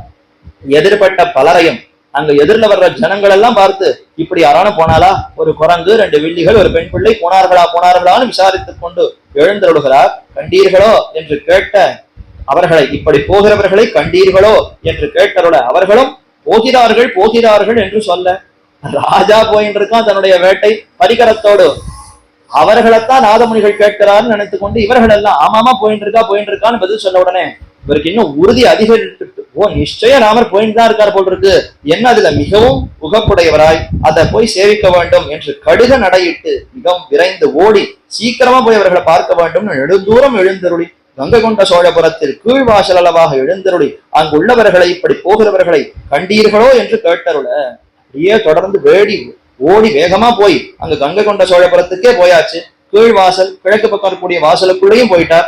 போய் அங்க இருக்கக்கூடிய ஜனங்களை விசாரித்தால் அங்கு அவர்களும் கண்டிலோம் என்ன, இது வரைக்கும் வந்தவாழ பார்த்தோம்னா அங்க போய் கேட்டா அப்படி யாரையும் பார்க்கலையே என்று அவர்கள் சொல்ல, போகிற வெள்ளிகளும் காண மறைந்திட.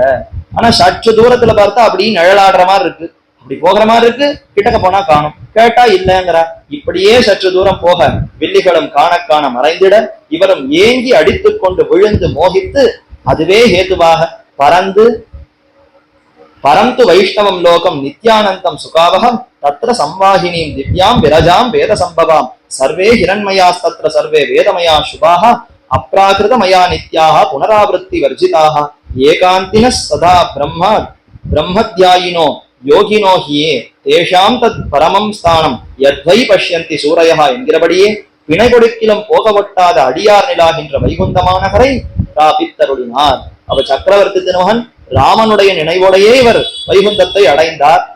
புற்பா முதலா புல்லெரும்பாதி ஒன்னினியே நற்பால் அயோத்தியில் வாழும் சராசரம் முத்தவும் நற்பாலு குய்த்தனன் நான்முகனார் பெற்ற நாட்டுடேன்னு சொல்லி அந்த ராமன் தானே ஒரு புல் பூண்டு மிச்சம் இல்லாமல் அத்தனை பேரையும் தன்னுடைய வைகுந்த லோகத்துக்கு அழைத்துக் கொண்டு போனார்.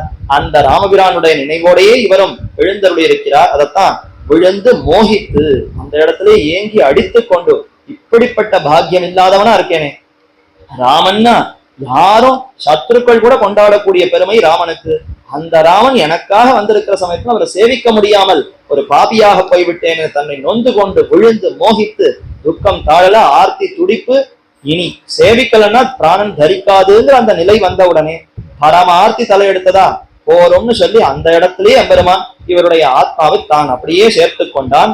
அந்த இடம் பரந்து வைஷ்ணவம் லோகம் நித்யானந்தம் சுகாவகம். அந்த லோகம் எப்படிப்பட்டது? மிகவும் ஆனந்தமயமானது.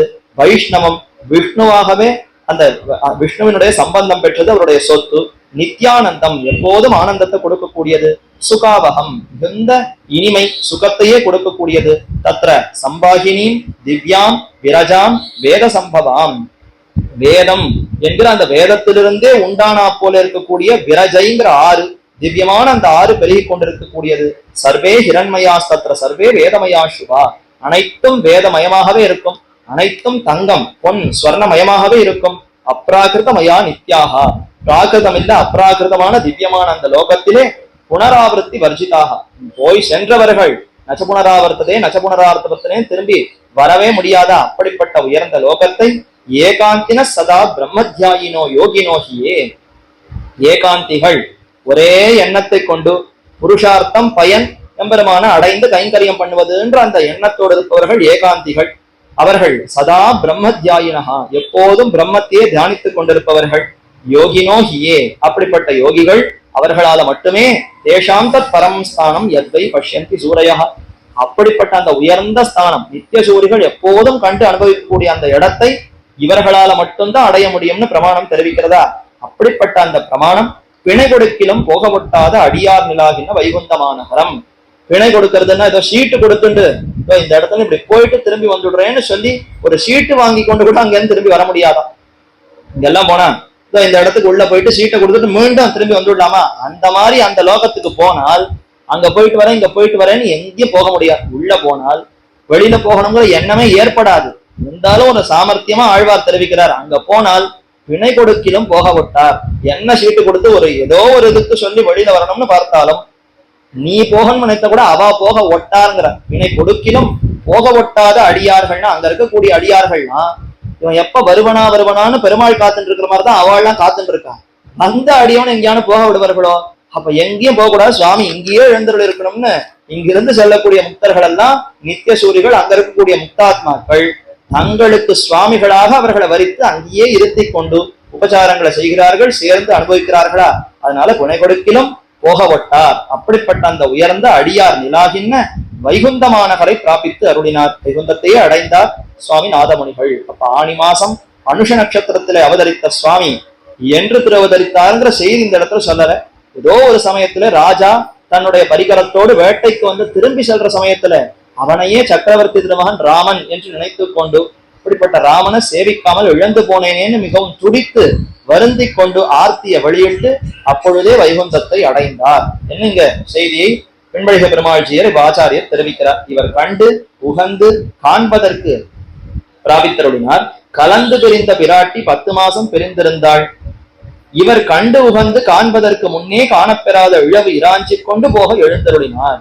சீதா பிராட்டியோட இவருக்கு என்ன ஏற்றம்? கலந்து பிரிந்த பிராட்டி குஞ்சானாம் அமானுஷான் போகான். அதாவது அங்க 12 வருஷங்கள் 12 வருஷங்கள் அயோத்தி மாநகரத்துல இனி மிச்சம் இல்லாம அப்படிப்பட்ட போகத்தை எல்லாம் நான் அனுபவித்தேன்னு சீதையே சொல்றான். ராவணன் வந்து கேட்கிறான், யாருமா நீ இங்க பர்ணசாலை கட்டி கொண்டு வசிக்கிறாயே, உன்னுடைய முன் சரித்திரம் என்னன்னு கேட்க. அதுவா, நான் ஜனக குலத்துல பிறந்தேன், அயோத்திக்கு வாழ்க்கப்பட்டேன், ராமனோடு வாழ்ந்தேன், 12 வருஷ காலம் ரொம்ப சிறப்பா சீரம் சிறப்புமா நன்னா கொடுத்தனம் பண்ணேன்னு அங்க சொல்ற. அவனோ ஒருத்தன் வந்து கேட்டா இதெல்லாம் சொல்லணுமான்னா, அதுதான் ஆர்ஜவம்ங்கிற குணமா நேர்மையே வடிவெடுத்தவன் ராமனும் சீதையும். அப்படி சொல்ற இடத்துல கலந்து பிரிந்த பிராட்டி, அப்படியெல்லாம் கலந்து கடைசியில ராவணனால பிரிக்கப்பட்டாளா? 10 மாசம் பிரித்திருந்தாள், பிரிந்து இருந்தாள். கலந்து பிரிந்தவளால இருக்க முடியுமா? ராமனுடைய குணம் அவனுடைய அனுபவத்தை எல்லாம் நேரே கலந்து 12 வருஷம் அனுபவித்தவள் ஒரு க்ஷணம் பிரிந்தால் கூட முடியாதுன்னு அகலகில்லே நிறையும்னு அலர்மேல் மங்கி உரைமாங்கிற பாசுரத்தின்படி அடுத்த க்ஷணமே உயிரை விட்டுருக்கணும். 10 மாசம் பிரிந்து இருந்தாளா அல்லவா? நச்ச சீதா துவயாஹீனா நச்ச அகமபிராகவ முகூர்த்தமபி ஜீவாவகான்னு லக்ஷ்மணன் சொல்லி இருக்கார். அதே ராமாயணத்துல லக்ஷ்மணர் காட்டுக்கு கிளம்புறதுக்கு முன்னாடிதான் சொல்லியிருக்கார். அந்த வார்த்தையே பொய்யாகுமா போலே 10 மாசம் பிரிந்து இருந்தாளே, பிரிந்து இருந்தாள் பிராட்டி. ஆனால் இவர் எப்படின்னா, இவர் கண்டு உகந்து காண்பதற்கு முன்னே காணப்பெறாத இழவி இராஞ்சி கொண்டு போக எழுந்தருளினார்.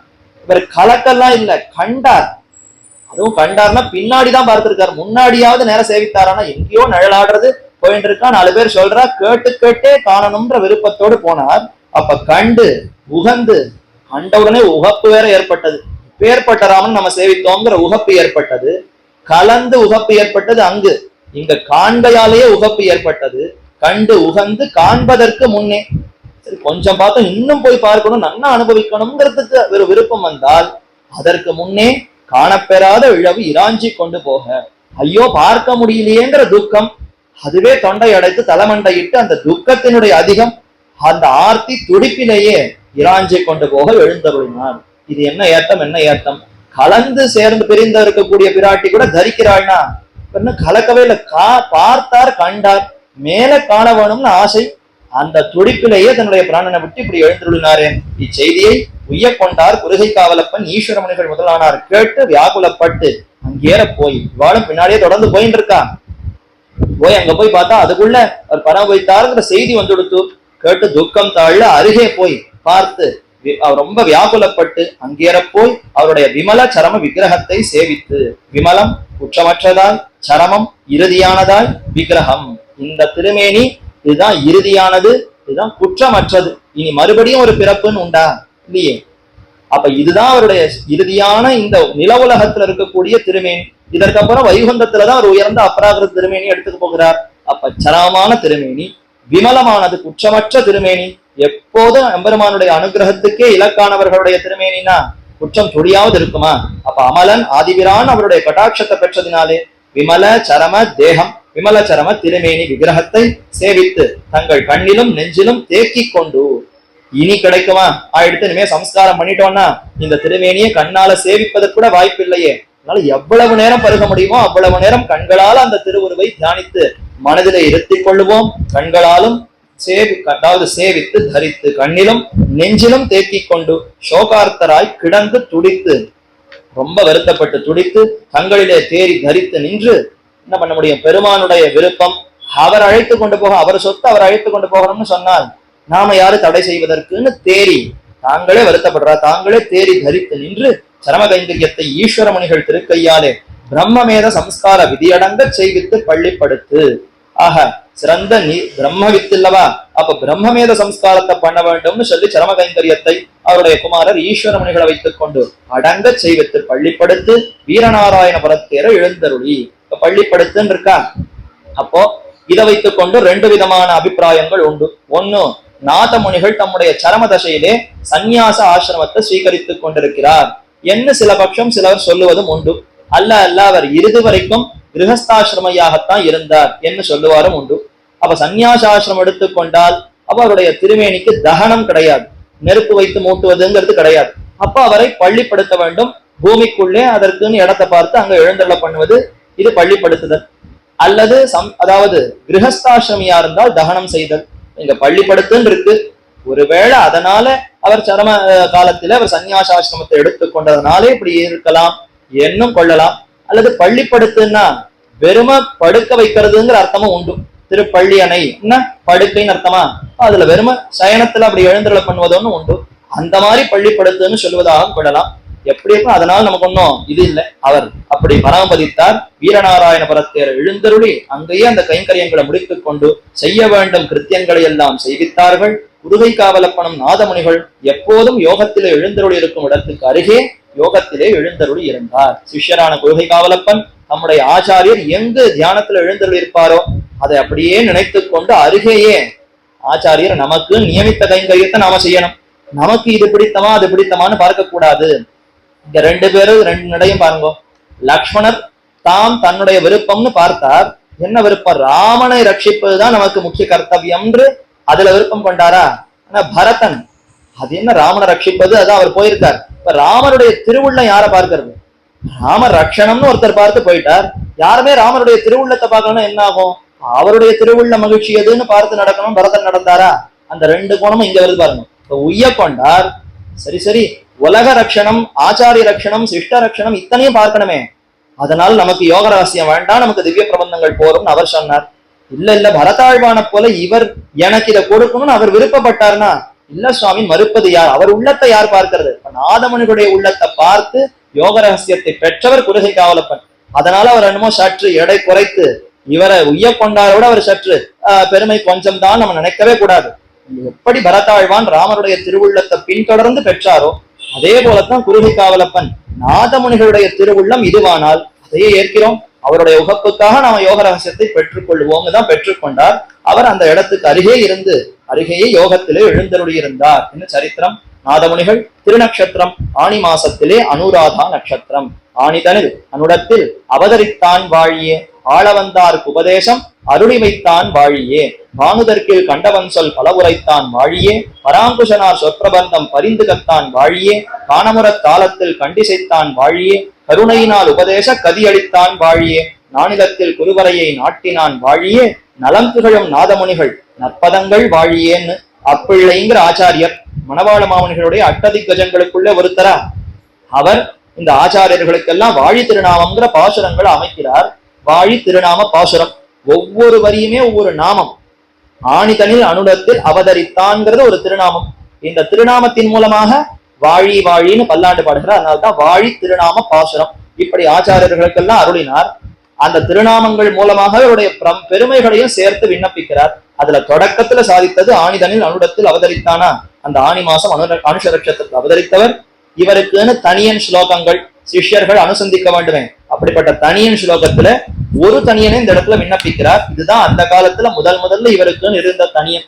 பின்னர் ஆளவந்தார் அவதரித்து அவர் ஸ்தோத்திர ரத்னத்துல சொல்லும் பொழுதுதான் நமோ சிந்தியாத் புதாகிருஷ்ட ஞான வைராக்கிய ராசையேங்கிற தனியன் அப்பொழுது வந்தது. அதற்கும் முன்பிருந்த தனியன் யோம்னஹ பரஸ்தாத் சவிதம் சமேத்ய லக்ஷ்மியா நியோகாத் குருகாதி ராஜா சமந்திர ரத்னம் துவயமாக யஸ்மை நாதாய தஸ்மை முனையே நமோஸ்து என்று தெரிவிக்கிறார்.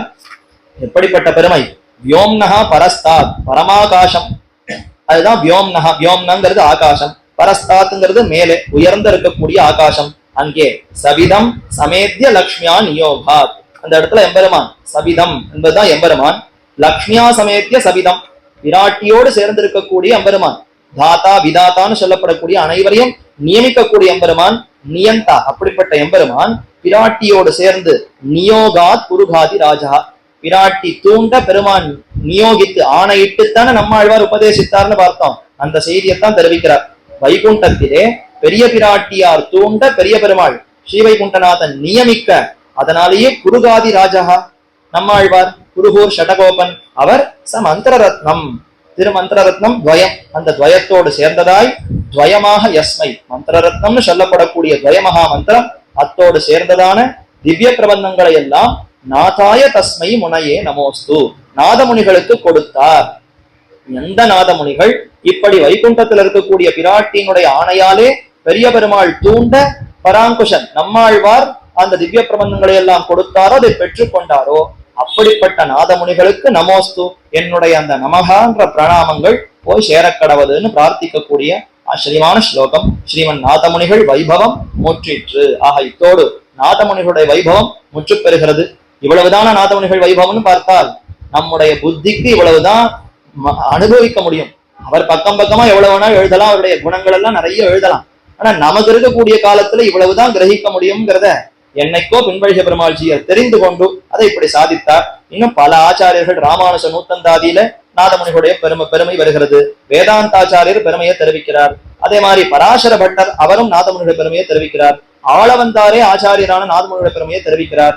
அதே போல ஐதிஹ்ய நிர்வாகங்கள் உண்டு, வார்த்தாமாலை முதலான நூல்கள்ல உண்டு. இப்படி பார்த்தால் நாதமுனிகளை வைபம் அவர் சாதித்த அர்த்தங்கள்னு பார்த்தால் கணக்கற்றதா எண்ணிலடங்காததா இன்னும் நிறைய உண்டு. ஆனா இந்த நூல்ல இவ்வளவு சொன்னால் போருங்கிறது தான் அவருடைய திருவுள்ளம். அந்த அளவுக்கு இந்த இடத்துல சாதித்திருக்கிறார். இனி மேற்கொண்டு நாதமுனியுடைய சிஷ்யர்கள் உய்யக்கொண்டார் என்ன, மணக்கால் நம்பி என்ன, அவர்களுடைய வைபவங்கள் என்ன, மேற்கொண்டு ஆளவந்தார் எப்படி அவதரித்தாருங்கிற சரித்திரத்தை பின்பழிக பெருமாள்ஜியர் தெரிவிக்கிறார். நாமும் அத்தை மேற்கொண்டு அனுபவிக்கலாம் என்று கூறி அமைகிறேன். நாதமுனிகளுடைய திருவடிகளுக்கு பல்லாண்டு பாடுவோம்.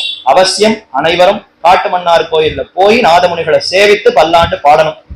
இத்தனையும் கேட்கிறோம்னா அந்தந்த ஆச்சாரியர்களை நாம போய் சேவித்து அவர்கள் செய்திருக்கக்கூடிய இந்த உபகாரங்களை நினைத்து கொண்டு பல்லாண்டு பாடினால்தான் நம்முடைய வாக்கு, நம்முடைய மனசு, நம்முடைய உடலுக்கும் சுத்தி. அப்படிப்பட்ட சுத்தியை நாமும் பெற்று தொண்டில ஈடுபட்டவர்களால் கைங்கரியபரர்களால் இருக்க வேண்டும்னு பிரார்த்தித்துக் கொண்டு அமைகிறேன். பிருந்தாரண்ய நிவாசாய பலராமானுஜாயச்சன் ருக்மிணி பிராணநாதாய பார்த்தசூதாய மங்களம். ஆழ்வார் திருவடிகளே சரணம், எம்பெருமானார் திருவடிகளே சரணம், ஜீயர் திருவடிகளே சரணம்.